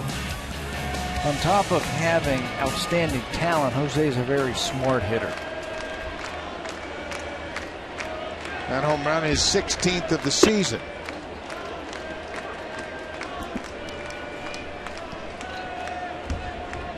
Bautista's had 1 2-homer game this year. That came way back in April, on April 2nd down in Tampa Bay.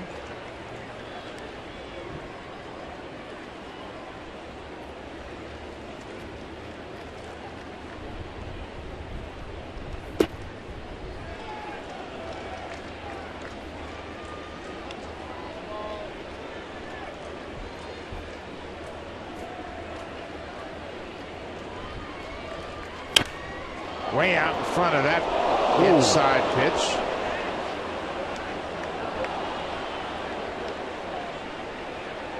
That was a changeup, and that was hit hard into the seats down the left field line. Actually ricocheted all the way back onto the playing field. 2 balls and 2 strikes. This is popped up and playable. Third baseman Mark Reynolds is in foul ground. Quick inning for Marco Estrada. The double play helped out. We'll go to the 7th. It's a 2-1 Blue Jays lead. Carlos Gomez will lead things off when we come back.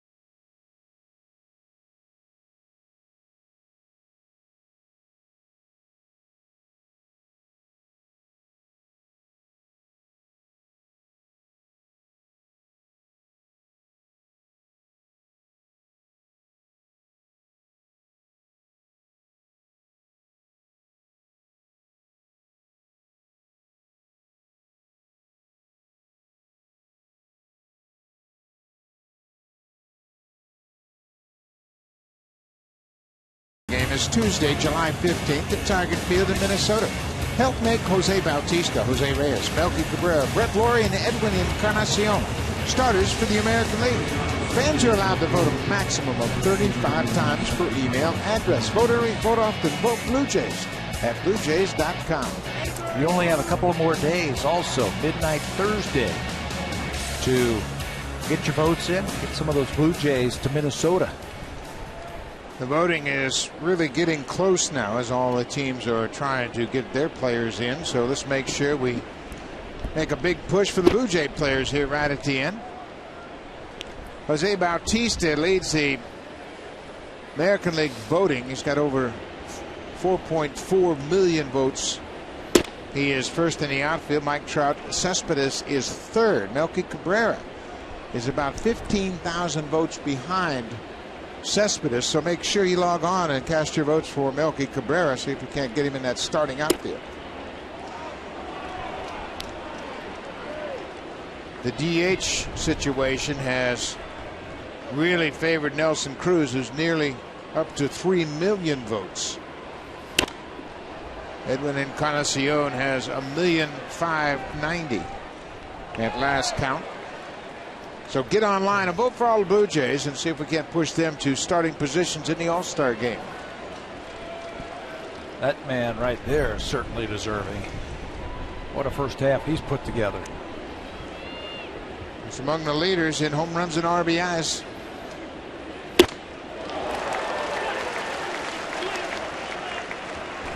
Carlos Gomez, very intense competitor, went after that high fastball. Was surprised he couldn't catch up. Yeah, talking to himself right there after that ball got by him. 3-2, nobody out. We're in the 7th. He is fired up right now.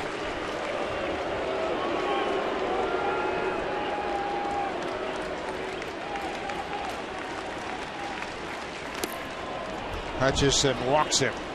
Really tried to overcook that fastball. That's the first walk issued by Hutchison here this afternoon, and it's to a dangerous stolen base threat.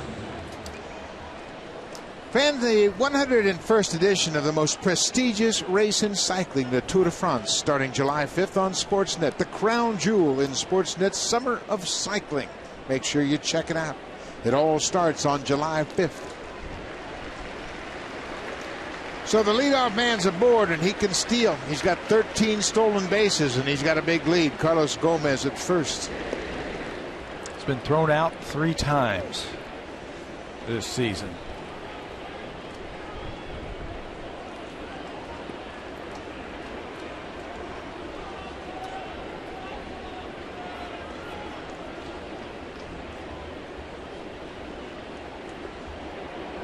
It's a 1-run game, so Gomez certainly a threat to steal, trying to get into scoring position. Aramis Ramirez is the DH this afternoon.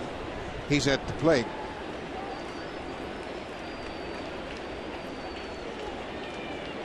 That'll give you an idea about the size of Gomez at first. Edwin Encarnacion's a big man. And look at the difference. He is a big guy that's loaded with talent. He can run, he can play defense, and he can throw. Center fielder can run. Was traded for Johan Santana when he was a young player. 2008, he went from the Mets to Minnesota. There he goes. Navarro's throw is not nearly in time as Gomez moves into scoring position, his 14th stolen base of the season. He is such an explosive player. Watch him at first base. He reads Hutchison with the long leg kick, a quick look in to see what happens, and then an aggressive slide at second base for number 14. Well, you got to keep your eye on him at second as well. Nobody out. Brewers trail by 1.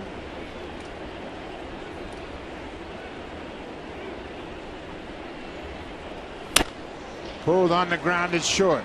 Reyes rights himself, throws in time at first.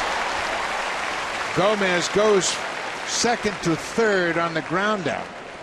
And he could wait until Reyes threw because he is so quick. Yeah, Jose had to make up his mind.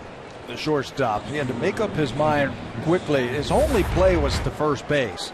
It's going to be a long throw, and to have this throw go all the way across the infield and then have to go all the way back across the infield. No chance to get Gomez, who read it beautifully.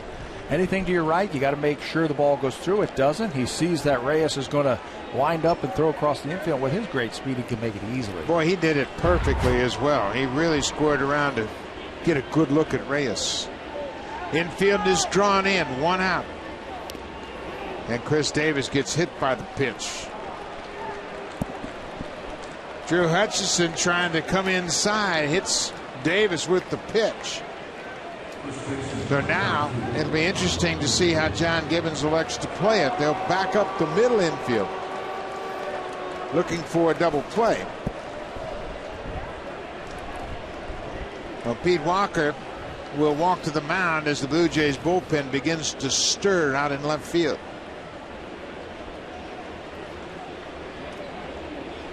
Looks like Dustin McGowan, the right-hander, and Aaron Luke, the left-hander, are getting up. That hit by a pitch is really not that big of a deal right now, because it gives them a chance to get out of this inning with a ground ball.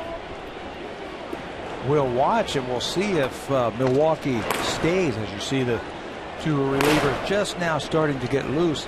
They have some speed at first base in Davis. They might elect to have him try and steal second. Not necessarily just a straight steal. They could play a hit and run just to take the chance that they could stay out of a double play. They got terrific speed at third.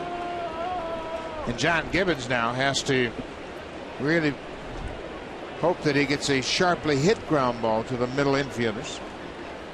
Lyle Overbay drives this one down the left side. That's going to reach the seats out of play. You know, being the road team here, I think the Brewers might want to play for 2 runs here. They've got good speed on the bases. They've got Overbay at the dish. And they've got a guy who strikes out. He's prone to the strikeout on deck. So they might want to try and play for a couple of runs here.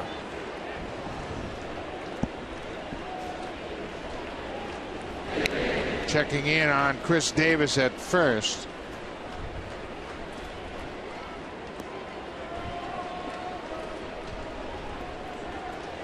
The Brewers have a pretty effective bullpen, so they can really play it however they want to.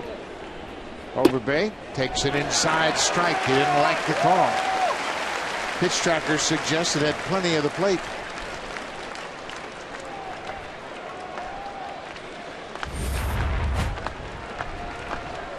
Fastball. He's got a nice little tail to it. Watch it come back.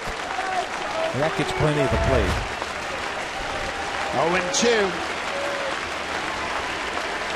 Oh, they got Davis hung up now. Gomez is a threat, and they're going to get Dave. No, he missed the tag at second. Carlos Gomez with just enough fake to distract Encarnacion at first base. He took a step toward home, and that got the attention of the first baseman and allowed Davis to slide into second. He was running on that 0-2 pitch, and Hutchinson sniffed it out and got him. You can see him now. He's in no man's land. But the speed at third base, you're right, had a lot to do with that. Looked like he got him, but it was called safe. Swiped at him. Watch Gomez at third base. You have to respect his speed. He took a quick hop off of there. Encarnacion looked at him. By that time, he was too late. Second and third, 1 out.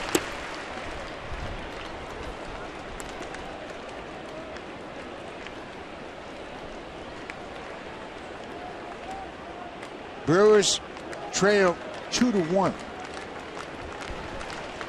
Here's where Hutchison really needs a strikeout. Yeah, maybe ride that fastball up again.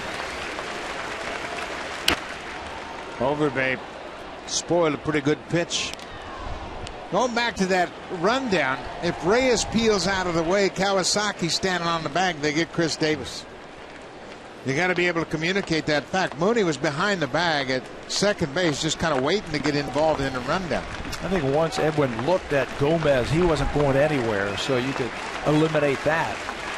1-2. Overbay stays alive. He fouled off a tough pitch. Here's that rundown one more time, what you're talking about. There's Reyes in the base pass, and you try and squeeze that runner. But there's Mooney right there behind him. He clearly missed him when he swiped at him. Missed him. Phil Kesley, the umpire at second base, saw the separation between the tag and the base runner. Another 1-2 pitch.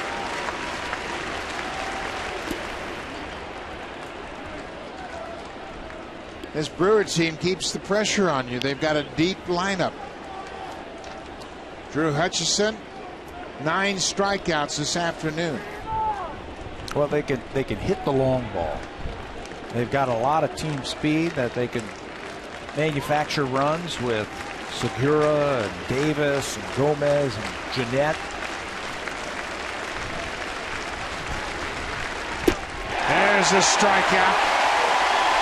Number 10, a new career high for Drew Hutchison. His first double-digit strikeout game of his career. Oh, that was huge. He went to the slider that time. Started the fastball the previous pitch and then dropped that slider. That's got some depth to it this afternoon. Enough to get under the bat of Lyle Overbay. That's the breaking ball that goes down, and Overbay swung right over the top of it. Overbay has struck out twice. Gomez walked way down the third base line, and Hutchison had the presence of mind to step off the rubber. 2 outs, Mark Reynolds.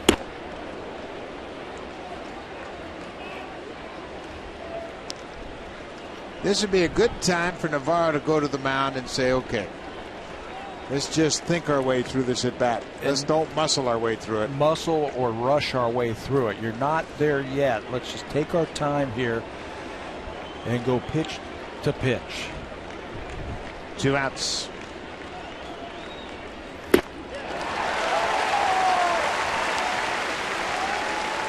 You can't strike him out until you get 2 strikes.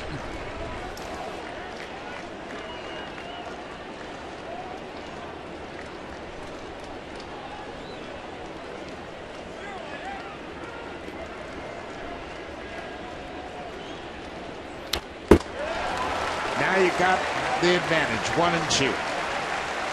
And this is where you turn to your scouting reports right here and you say, okay, these situations, what's the best combination? Do I try another high fastball right here, see if he'll go after it? Do I try a slider right here? How do you feel? Do you feel like you can get him out with your fastball or your slider?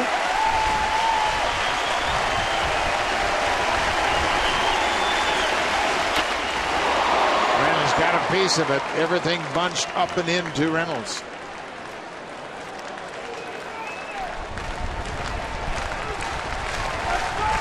Keep throwing that high fastball there. You got to change his eye plane, I think, right here. Maybe a slider down and away.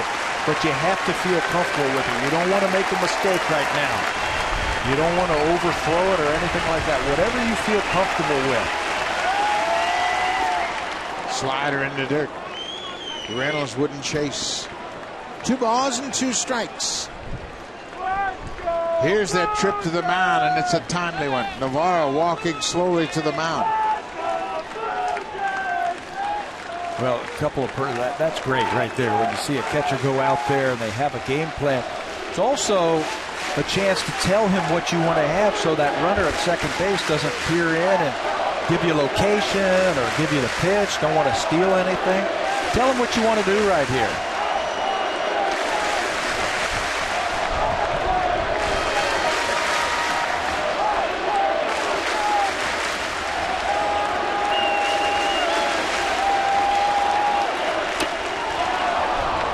That was an emergency hack.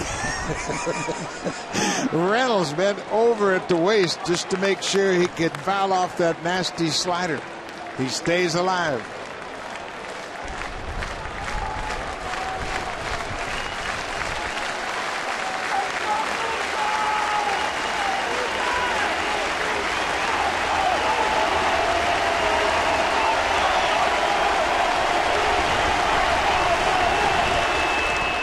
Full count. Gene Segura is on deck, the shortstop.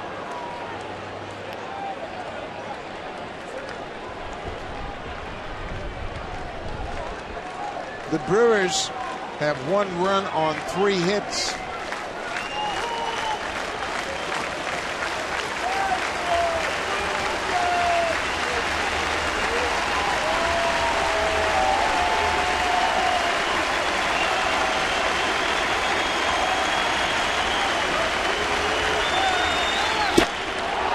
Ball 4. That'll load the bases.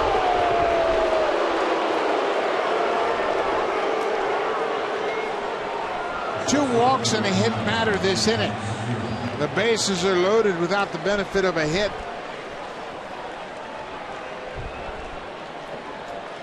Throwing a couple of stolen bases, but they haven't scored yet. Drew Hutchison called out the catcher, Navarro. He wanted to have a chat with him. Now Reyes will join in, just in case they switch the signs up.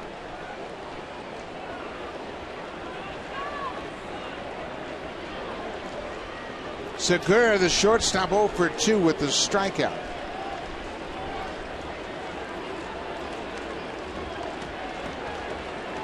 Gomez with the walk at third. Chris Davis got hit by a pitch. He's at second. Mark Reynolds walked. First pitch strike. Go right after him. That is what Hutchison has done all afternoon. He has been very aggressive with these Brewer hitters. Hutchison has 10 strikeouts this afternoon.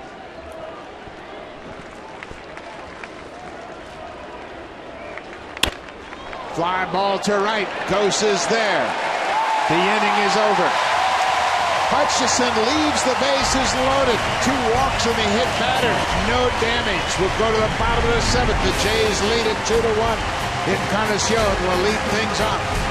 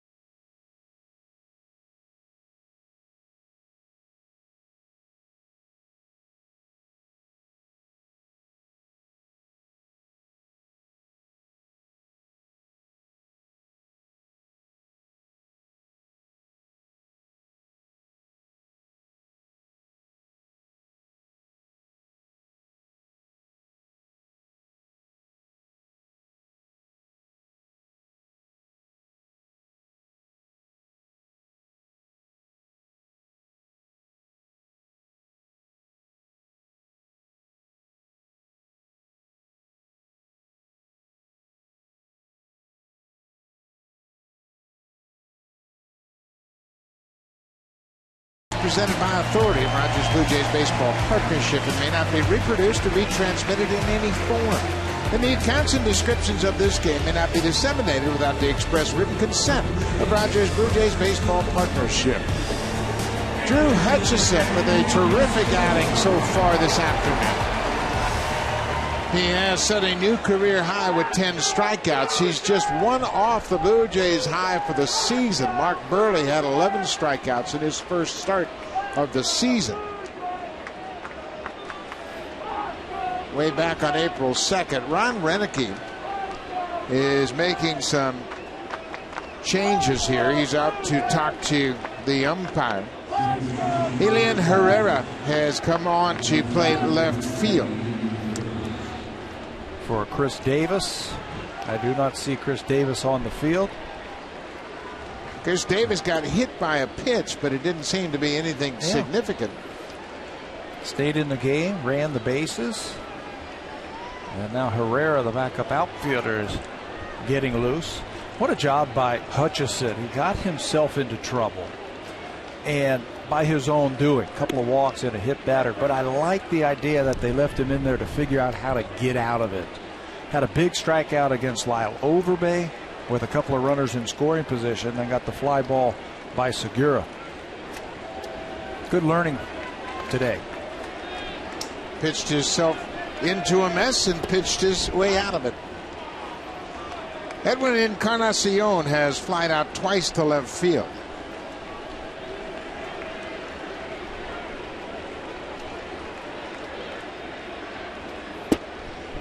Marco Estrada has allowed 2 runs, both solo home runs. He has given up 26 home runs this season, most in the majors. But the Blue Jays have just 5 hits. Bautista, solo home run. Rasmus, the solo home run. Francisco, a single. Kawasaki, a single. And Reyes, a single. Green light. Absolutely green light right here. I still don't think he's going to throw him a fastball.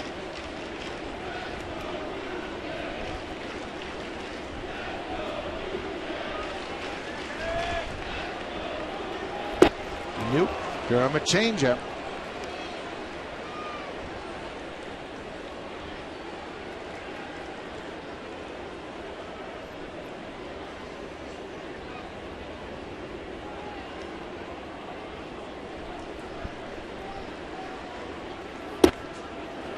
Ball four. Leadoff walk for Encarnacion.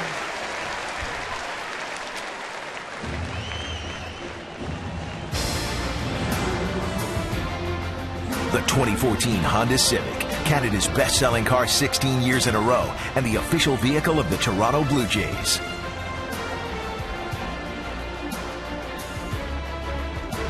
Beautiful day here at Rogers Center. Roof has been wide open. Happy Canada Day, everybody. Canada Day is presented by Honda. And it's been a terrific ball game. Blue Jays lead it 2-1.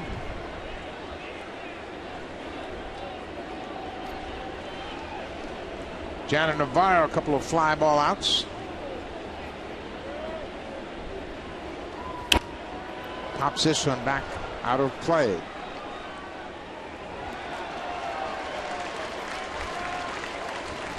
Blue Jays have been scratching and clawing to try and manufacture a run all afternoon. They've tried stealing, they've tried hitting and running, they've tried bunting, and nothing has worked so far. Just going to have to hit your way on base, I think.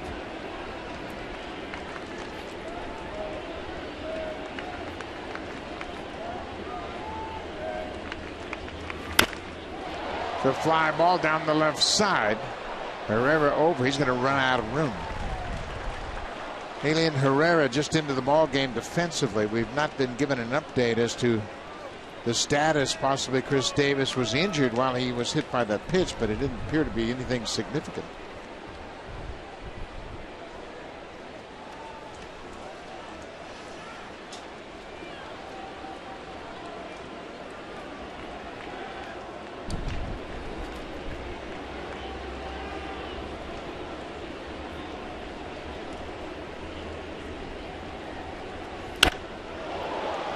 Navarro turned on that high pitch and ripped it into the seats down the right side.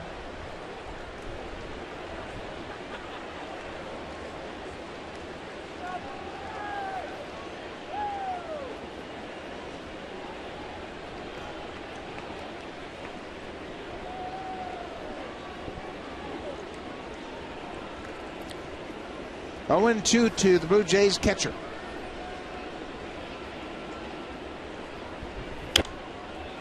Putting up a fight against Estrada. He's had some good at-bats. For about the last couple of weeks, he has really stayed on a lot of pitches. He's a good hitter when he's using the whole field. They play him to pull. They've got the 3 infielders you can see on the right side of the infield. Big gap in the left center field. There's a base hit to right. Encarnacion is going to stop at second. Braun's got a good throwing arm. And gets to it quickly and throws it back in. That'll bring up Colby Rasmus with 2 on and nobody out.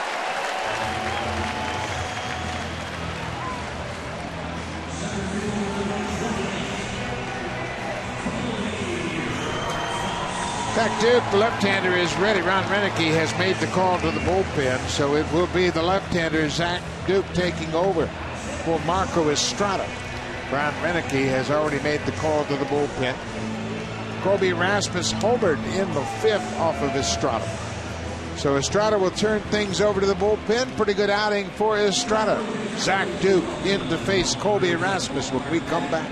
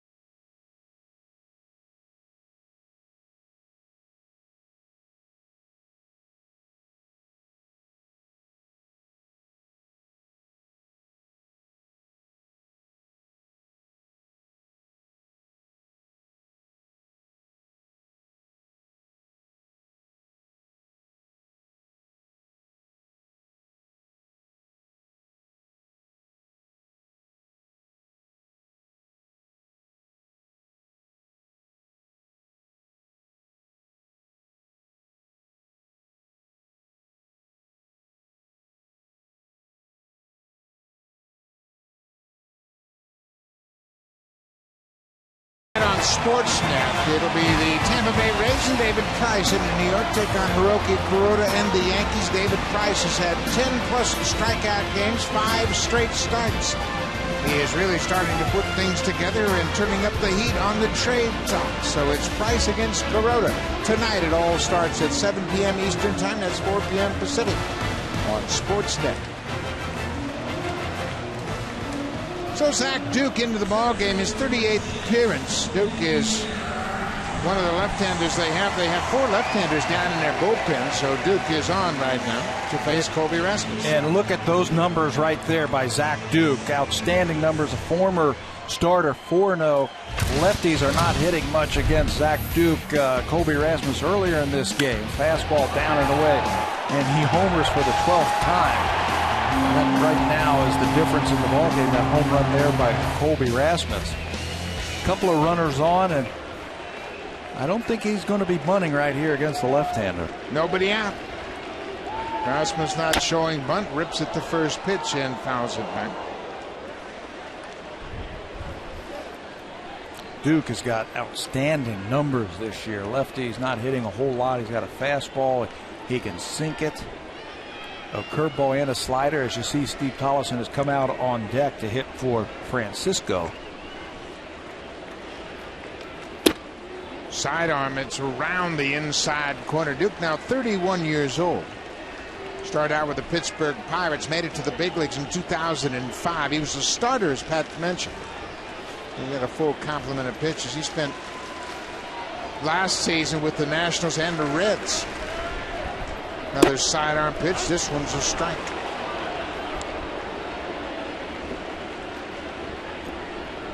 .42 strikeouts he has had in 31 innings this year. Duke, he doesn't do it with blazing stuff, but he knows how to pitch and set hitters up.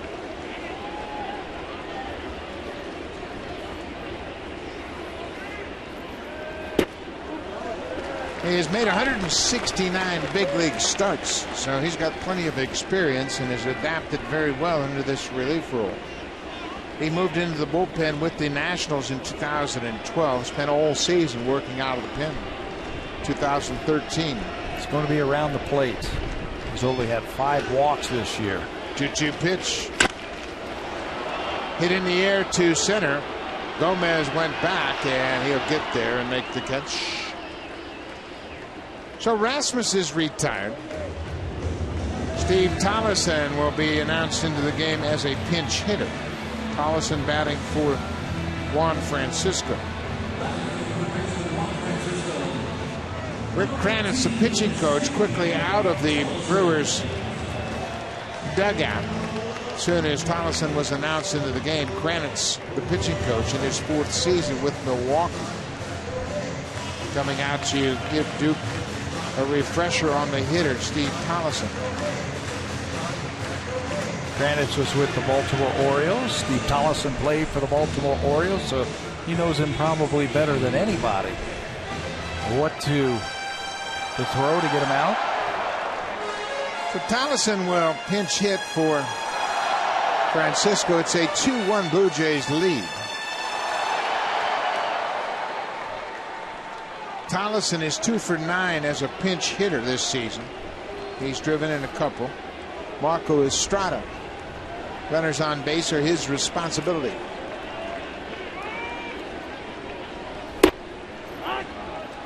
First pitch, breaking ball.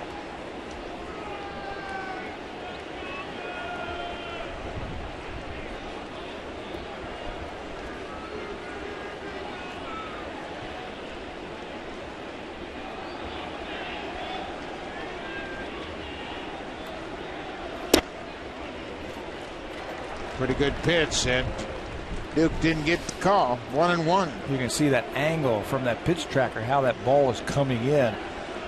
Duke throwing that ball 3/4 sidearm. It's got good movement on that pitch.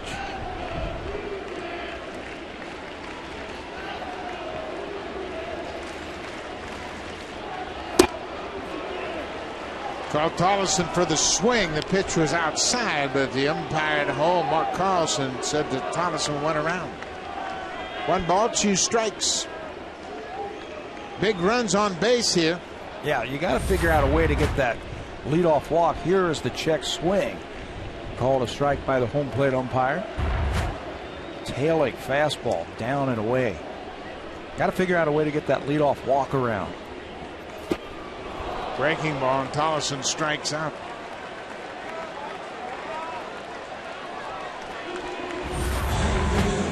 Now you come in after that tailing fastball. You sweep that breaking ball right to the back foot of the batter. And you hope that he's a little over anxious. Good job by Lucroy to smother that one. Munenori Kawasaki will try to deliver with 2 outs here. Kawasaki 1 for 2. Had a base hit to lead off the 3rd.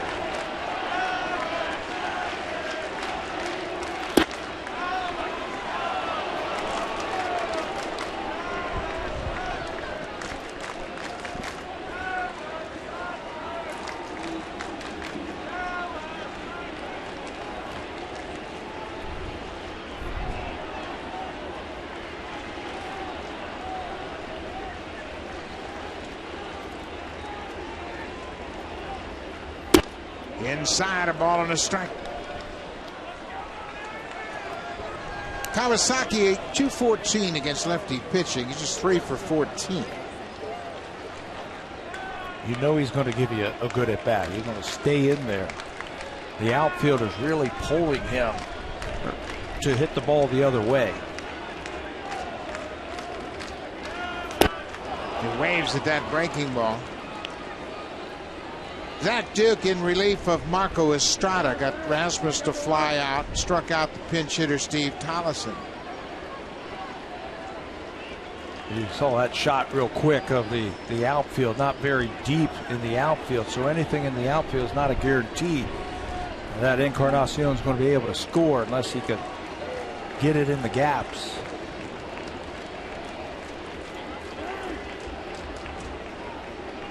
One ball, 2 strikes, 2 outs. Blue Jays clinging to a 2-1 lead.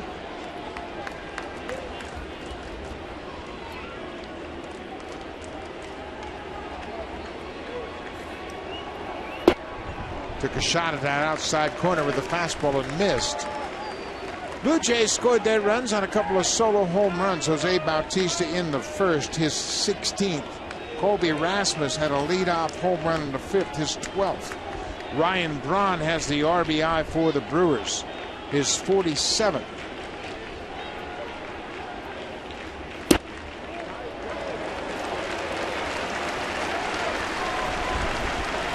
Brad Glenn has grabbed a bat. If Kawasaki can keep the inning alive, it's a 3-2 count with 2 outs. Encarnacion at second. Navarro at first. There they go. Kawasaki bounces it off the plate. Zach Duke will flip to first, and the inning is over.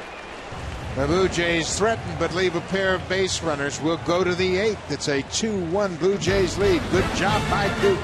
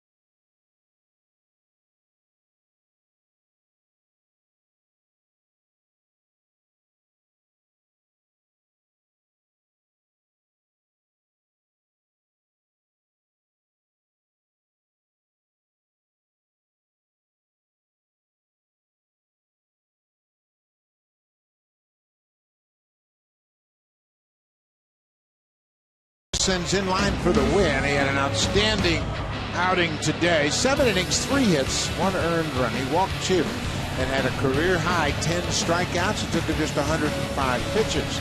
So he'll turn things over to the bullpen with a 2-1 Blue Jays lead. Hutchison looking for the win.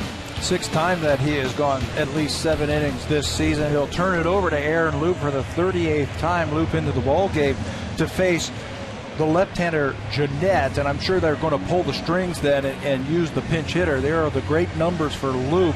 You can see why they bring him in against the left-handers. 157 versus the lefties. So Ron Renicky is going to go to his bench and bring a veteran off the bench. So with Loup in the game, Ricky Weeks has come off the bench. He is loosened up, and he will pinch hit for Scooter Jeanette. Ricky Weeks, the regular for a long time in Milwaukee, has lost some playing time to Scooter Jeanette. Weeks now 31 years old. First round pick, 2nd pick overall in 2003 by the Milwaukee Brewers. Weeks for the season batting .265. As a pinch hitter, he's 8 for 33 with 4 RBIs. 33 chances to pinch hit. That's the National League. At one time had a lot of power. Loup jumps ahead with that first pitch strike. We're in the 8th.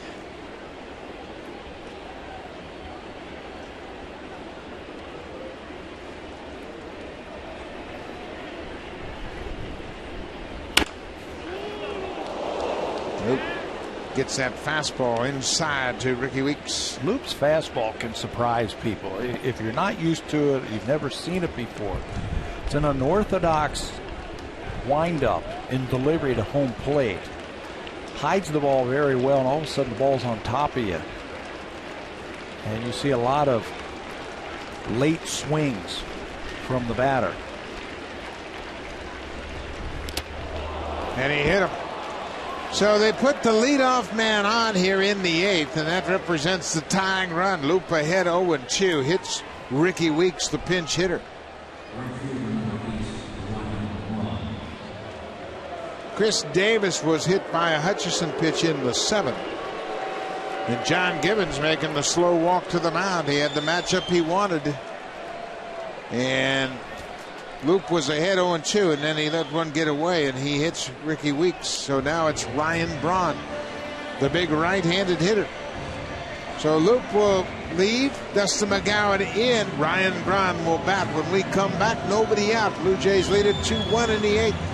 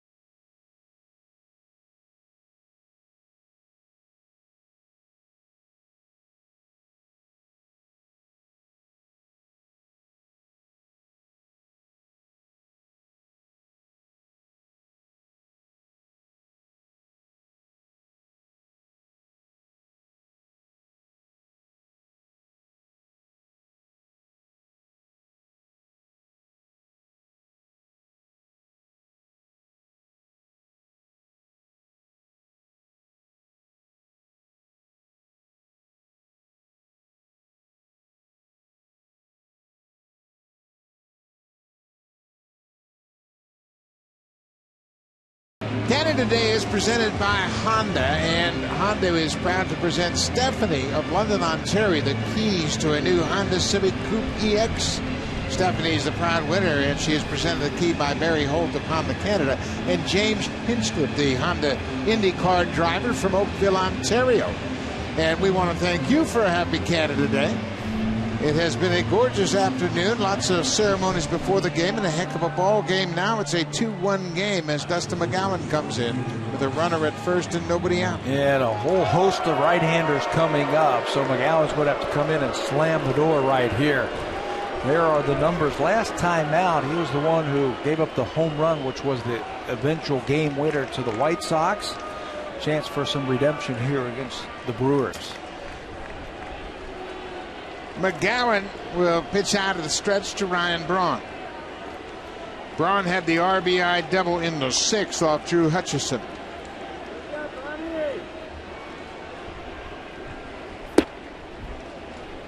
Misses with that first pitch fastball.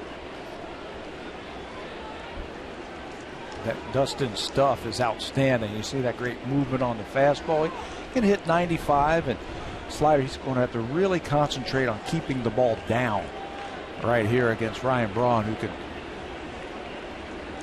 leave with the best of them. Ground ball. This should be 2. Kawasaki, Reyes, and Encarnacion. That erases that base runner at first. 4-6-3 on the double play. And it was down. Fastball that is down, and tough to get that ball airborne when you throw that ball like he did right there down on the lower parts of the strike zone. Leave the middle infielders to do the rest of it, and Dustin's liking what he sees right there. 2 outs. Kawasaki shoveled it to Reyes, who threw a strike to first. Jonathan Lucroy, the catcher. He's gone 0 for 3 with a couple of strikeouts.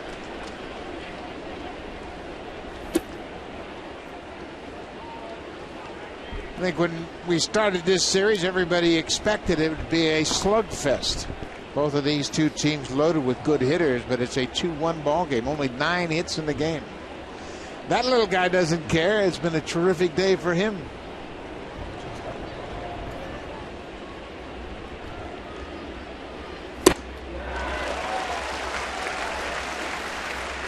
96. Yeah, plenty of fastball, but he's got to keep that ball down. That was a beautiful pitch to Ryan Braun.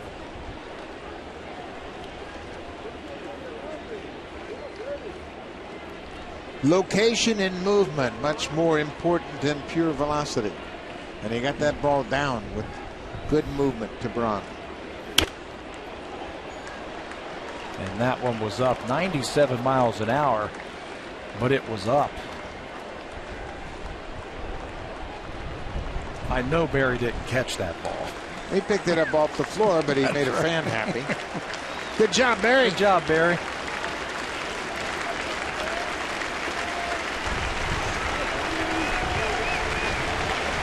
One ball, 2 strikes, 2 outs.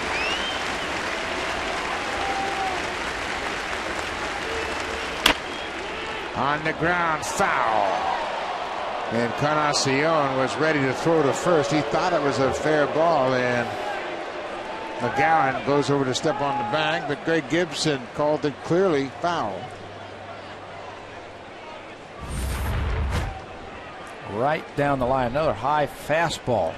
And it hit foul to begin with and stayed foul.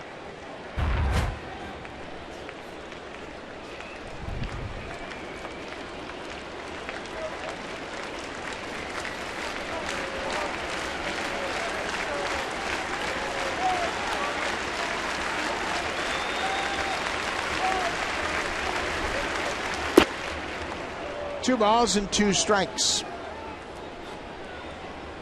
Blue Jays scored a run in the first. Their second run in the 5th. The Brewers answered with a run in the 6th, and that's where we are. 2-1 here in the top of the 8th.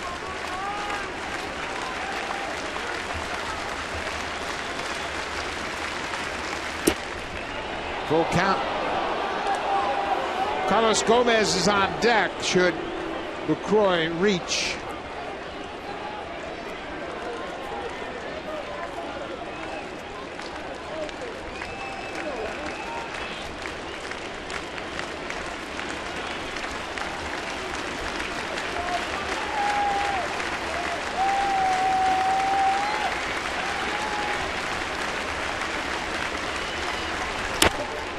Popped up. That's going to be into the seats.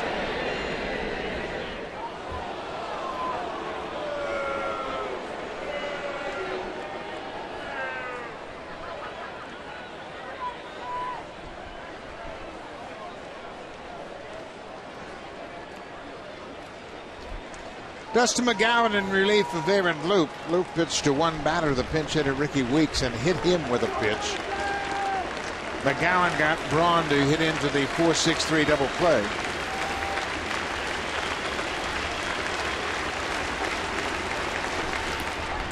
Ball 4. So LaCroix takes the walk. That's the 3rd walk the Blue Jays have issued this afternoon. They've also hit 2 batters. All of them in the last couple of innings. 7th in the 8th inning. 2 walks, a hit batter last inning, and a stolen base, and a walk and a hit batter in this inning. Drew Hutchison was perfect through 4 2/3. Chris Davis had a broken bat infield hit for the first hit of the ball game. Now the dangerous Carlos Gomez. Yeah, very dangerous, and you know what he's thinking about right here, at least early in the count. He was thinking home run. Yep. Johnny Naron is the hitting coach for the Brewers, and he characterized Gomez and his talents very similar to Josh Hamilton. Johnny Naron was the guy that discovered Josh Hamilton as a kid player in the Carolinas, and then he became his guardian, if you will, down with the Texas Rangers. But he said that Gomez has the same type of physical tools as Josh Hamilton. And that is power and speed. And baseball players, if you have those type of talents, you're going to be a superstar. A guy with power at the plate and speed in the field. And this kid has that.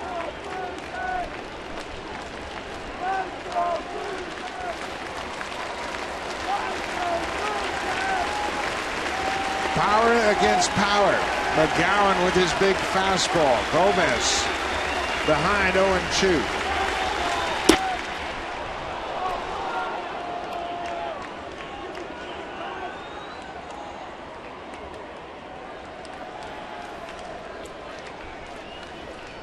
Really trying to keep that slider away from these right-handers. Just pulling it out of the strike zone.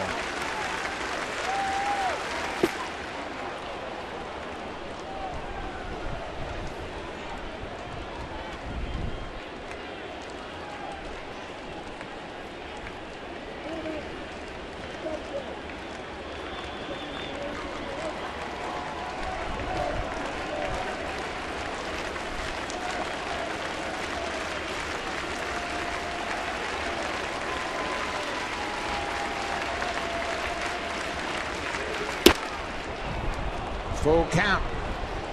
Lucroy at first will be off on the pitch as there are 2 outs. Aramis Ramirez, the DH this afternoon. He's on deck. Ramirez has gone 0 for 3. Brewers have just 3 hits.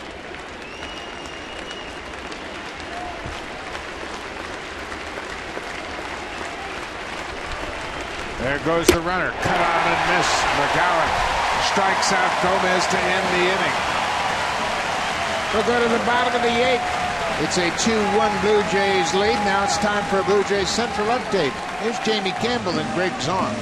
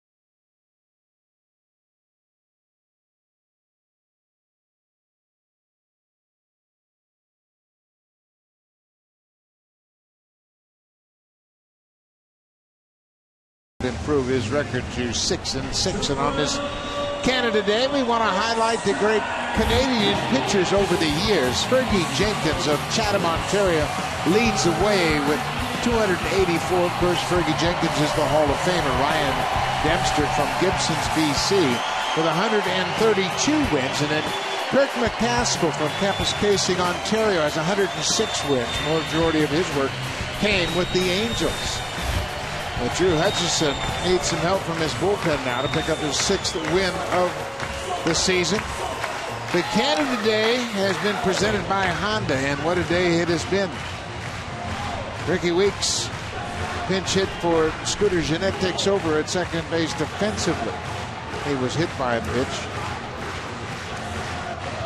So Ron Renicky is out, and Brad Glenn had been announced into the game. So Glenn was announced as the pinch hitter for Anthony Gose. Left-hander Zach Duke is out. Into the ball game is Rob Hoop, a right-hander. Now let's see if they counteract that with Adam Lind. And indeed, Lind looks like he's going to come on to pinch hit for the pinch hitter.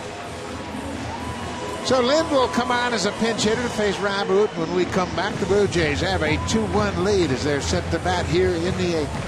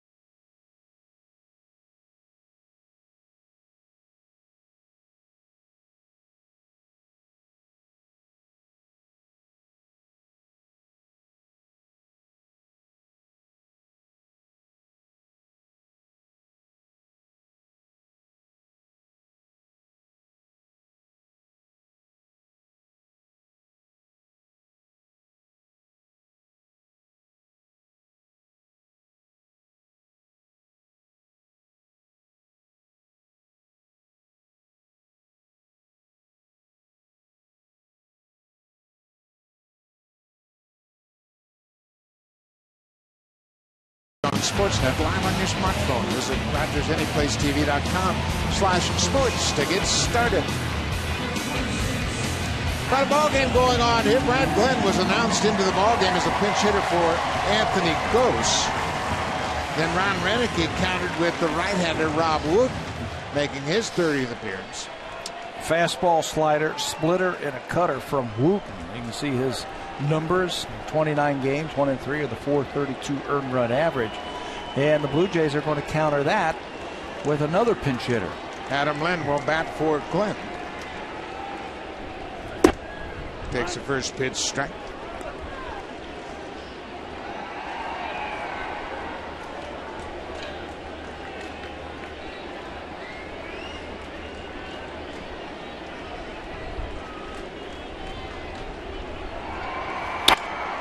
There's a base hit for Lynn. He drives it through the middle. So Lind is aboard as a pinch hitter. Now here comes Darren Mastriani, who will pinch run for Lynn and take over in the outfield.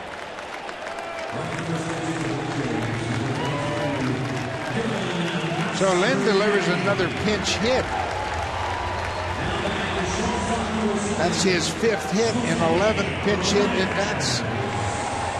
He's getting pretty good at this. Yeah, swings early too as a pinch hitter. You can tell that he's not going to let one good fastball go by. Mastriani with good speed at first. Reyes at the plate.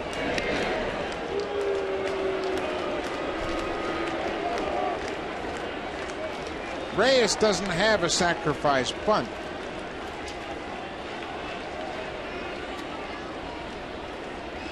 Blue Jays have 15 for the season. He shows bunt here and jumps out of the way.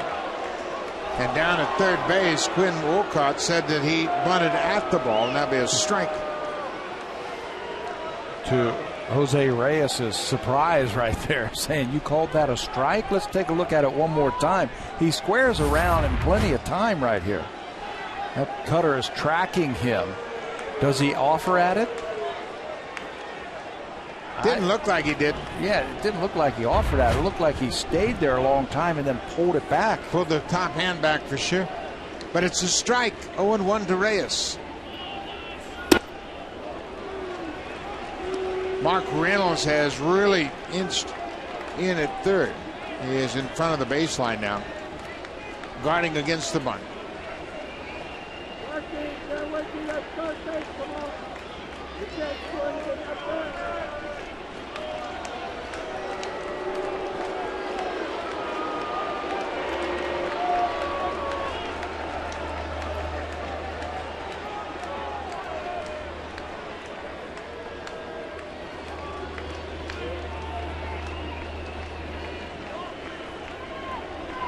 Another throw to first, another dive back in.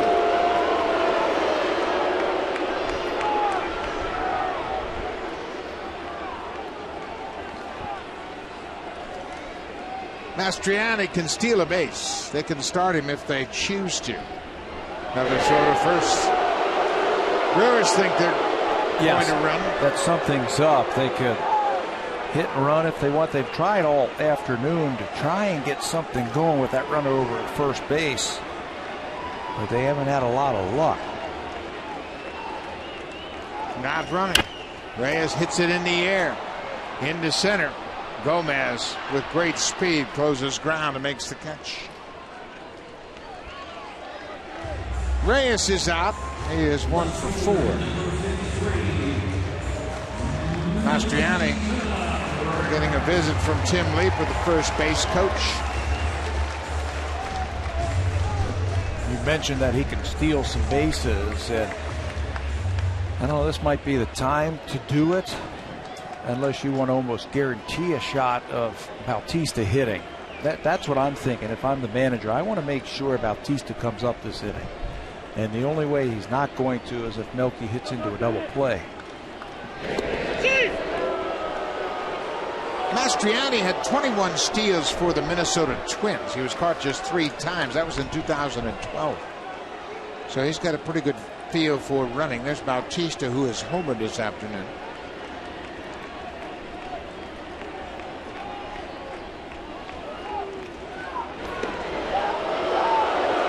Tom certainly thinks that Mastriani's going to run. Yeah, he might be getting that from the bench to throw over there. Lucroy, the catcher, after every pitch is looking into the bench to try and get some direction of what they want to do. Cabrera takes his strike. But again, I want to make sure Bautista gets to the plate. If he steals, gets thrown out, and then Cabrera makes an out, no Jose.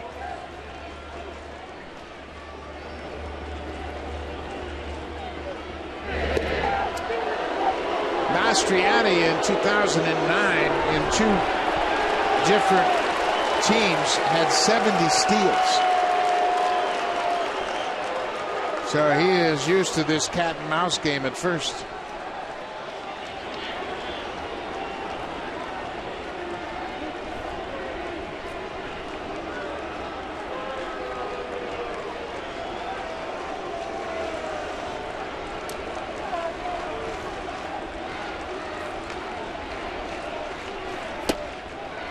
Cabrera waved at that pitch that was away, and it's now 0-2.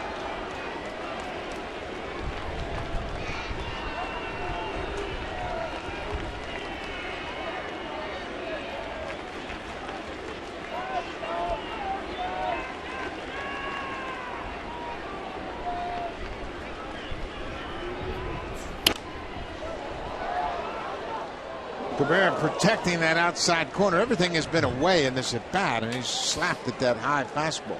Yeah, he sinks that fastball. He's got a pretty decent sinker, about 90, 91 miles an hour. Right now, he's got to really protect the plate.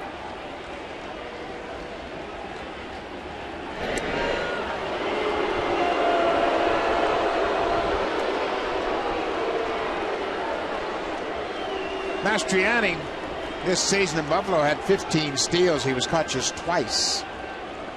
So this is still a possibility.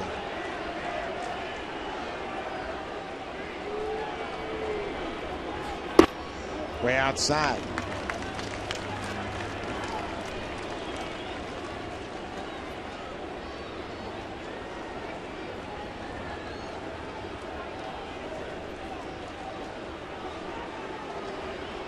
Shortened up a little bit over there at first base as this at-bat has gone along. Early in this at-bat with Melky at the plate, he had 1 foot right on the turf. And now he's shortened up a little bit. This is the first time the Blue Jays have seen Rob upstairs. 2-2.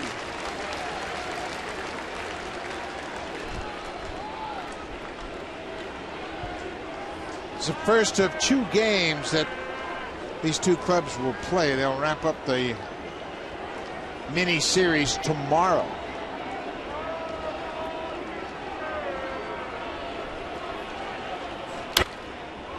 Cabrera had a better swing at that pitch. Everything is away. Look where all those pitches are against Melky Cabrera. They're actually pitching them away and playing them away. You can see Lucroy trying to get direction from the bench, what they want to do. Sinker. There's a base hit. It's got a chance to split the outfielders. It will. Around third and coming home is Mastriani. Cabrera is headed for third, and he's going to get there with no throw. Big insurance run for the Blue Jays.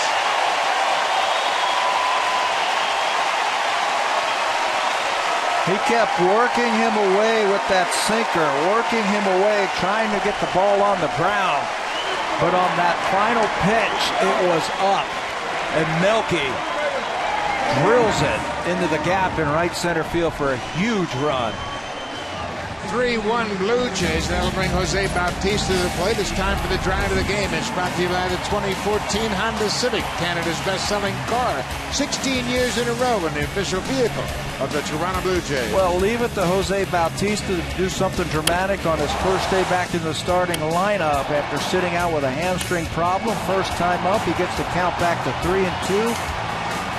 waits on that changeup and hits it off the facing of the second deck in left field. Welcome back, Jose. Our drive of the game. His first home run since June 6th, and it was a timely home run as it got the Blue Jays out in front early. Melky Cabrera with his 43rd RBI comes on his 3rd triple of the season. The infield is drawn in for Bautista.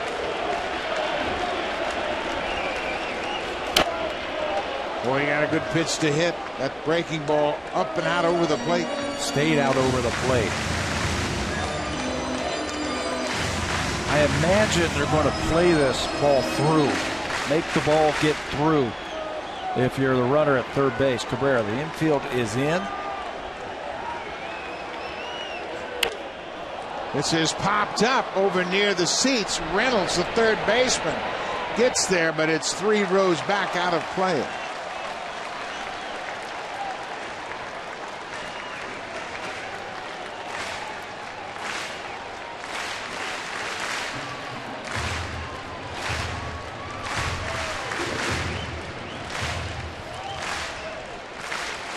Tell you what, we have seen Jose this year go to right field. And Lyle Overbay, the first baseman, not even close to the bag at first. Fouled straight back into the upper deck.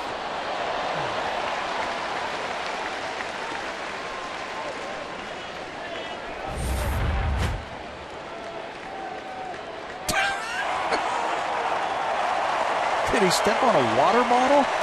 Backing up the base, so he's going to ask for. Not sure what happened back there, but he needed a towel, and Bautista strikes out. Houghton with a big breaking ball. Bautista strikes out. That's the second out of the inning. Houghton still not out of the woods. He's got to deal with Encarnacion now.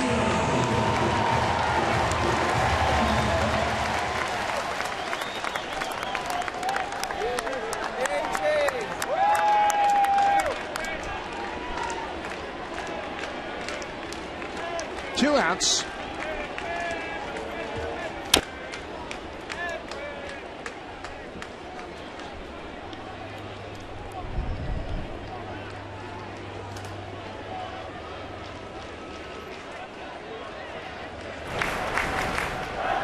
Casey Jansen is standing by. He has loosened up and he's ready to come in. Ball and a strike. Drew Hutchison was very good. 7 innings of 3-hit, 1-run ball. He set a career high with 10 strikeouts.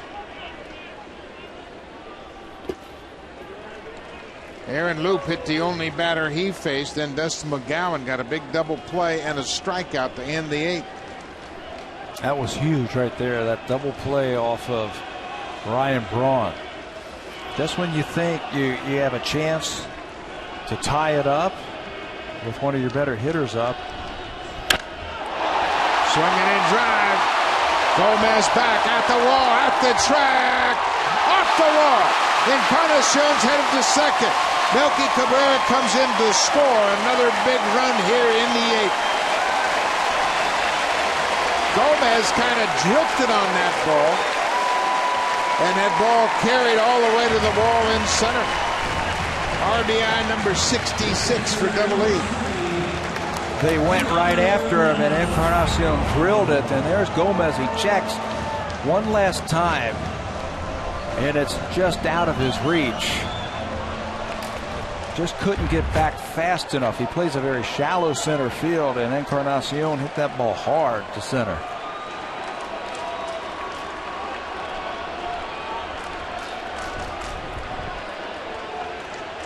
(4-1) Blue Jays. Melky Cabrera with the RBI triple scores on the Encarnacion double.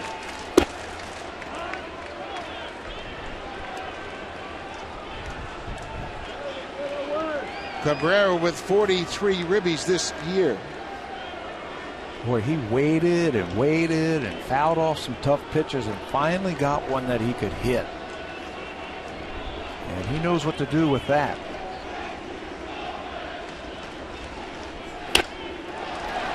Reynolds with a nice play at third. That'll end the inning. But the Blue Jays scored 2 runs on 3 hits and have taken a 3-run lead as we head to the 9th. 4-1. Hutchison in line for the win. Jansen in for the save.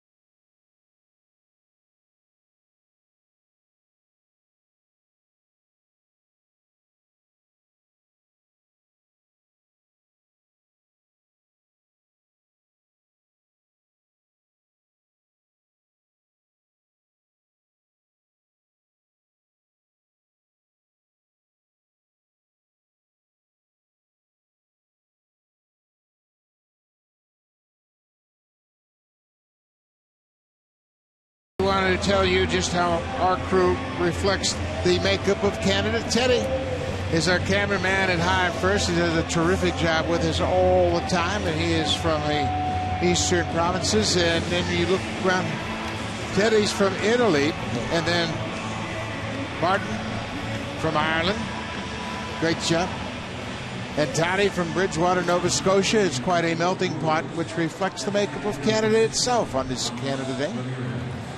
I like him how he's got his little flag taped to his camera out there in center field, out away.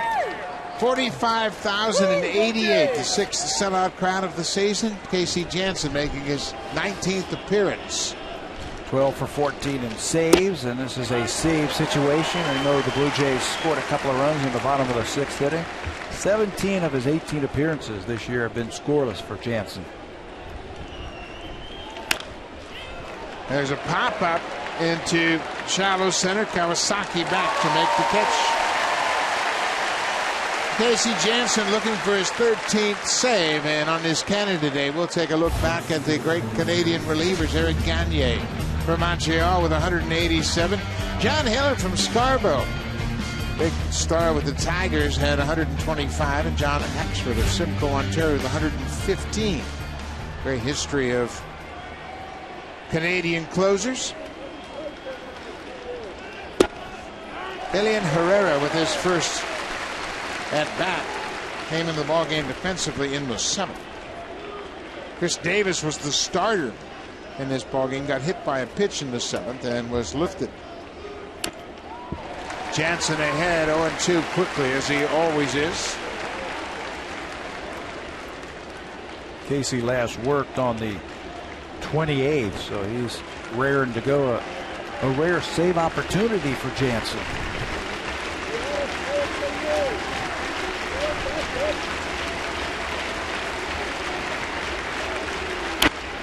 Little squiver up the third baseline. That's got a lot of English, and that's going to stay fair. Herrera hit that right off the end of the bat, and that ball, which will normally go into foul territory, had so much spin on it, it kicked. Yeah, it was not going to go foul. Well, that hurts. 2 strikes. He makes a good pitch. He hits it off the end of the back. It's everything that he needed right there, and it's an infield hit. Casey last saved the ball game on June the 15th. That was against the Orioles. Lyle Overbay, the first baseman, has gone 0 for 3 with a couple of strikeouts. First pitch strike. Overbay struck out in a crucial situation in the 7th. runners at second and third in a one-run game, and Drew Hutchison struck him out for his 10th strikeout of the afternoon. This is popped up foul territory. Tollefson with a long run. Runs out of room as that ball was right up against the wall down there. He may have gotten a glove on it, but he had such a long run with the left-handed batting Overbay at the plate. Back to the infield. Right against that board right there, right down the left field line, and just can't come up with it. Another 0-2 count, this one to Overbay.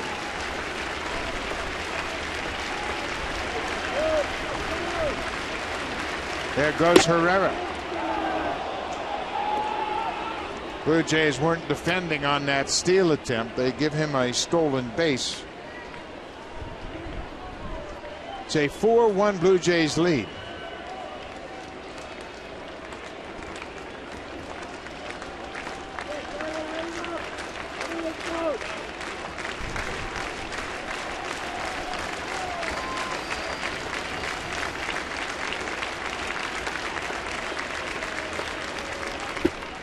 Breaking ball in the dirt.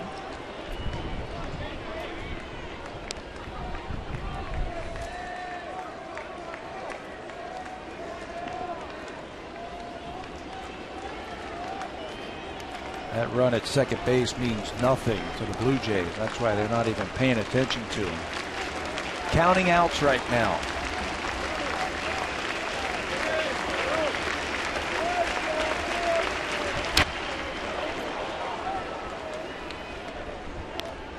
That strikeout that you were just talking about that Hutchison had in the 7th inning with the tying and go-ahead runs in scoring position, they got him with a breaking ball.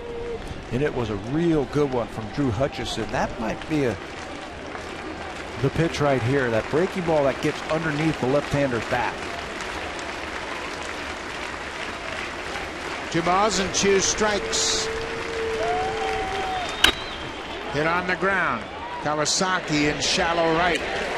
Throws out Overbay. 2 down.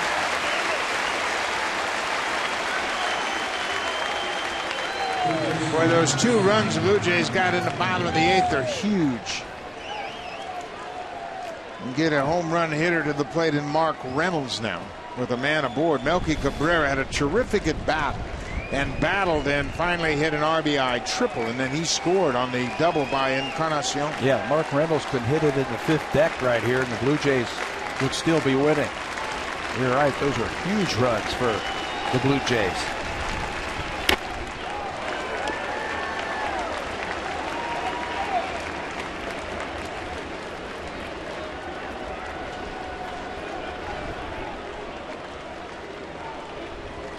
Encarnacion with his 66th RBI of the season.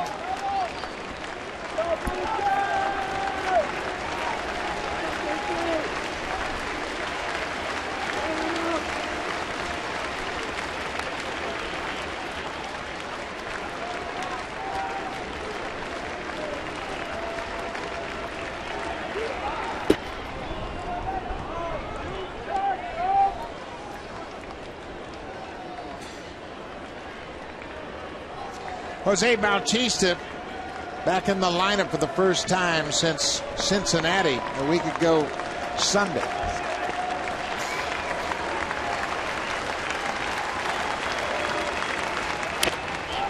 Popped up. This should do it. Encarnacion in foul territory. Ball game. Casey Jansen picks up his 13th save of the season. The Blue Jays win it 4-1. Bautista got things going with a solo home run in the first. Rasmus added another in the 5th. Drew Hutchison won the day with an outstanding start. He was the star of the game, I think, today. He came out just firing fastballs and firing strikes at the Milwaukee Brewers. He struck out 6 of the first 9 batters that he faced. And he just came out and used his fastball effectively, and then when they started getting on that, he started using his breaking ball. They didn't get their first hit to a broken bat infield hit in the 5th inning, And he really set the tone, I thought, for the Blue Jays this afternoon with a well-pitched ball game. Drew Hutchison improves to 6.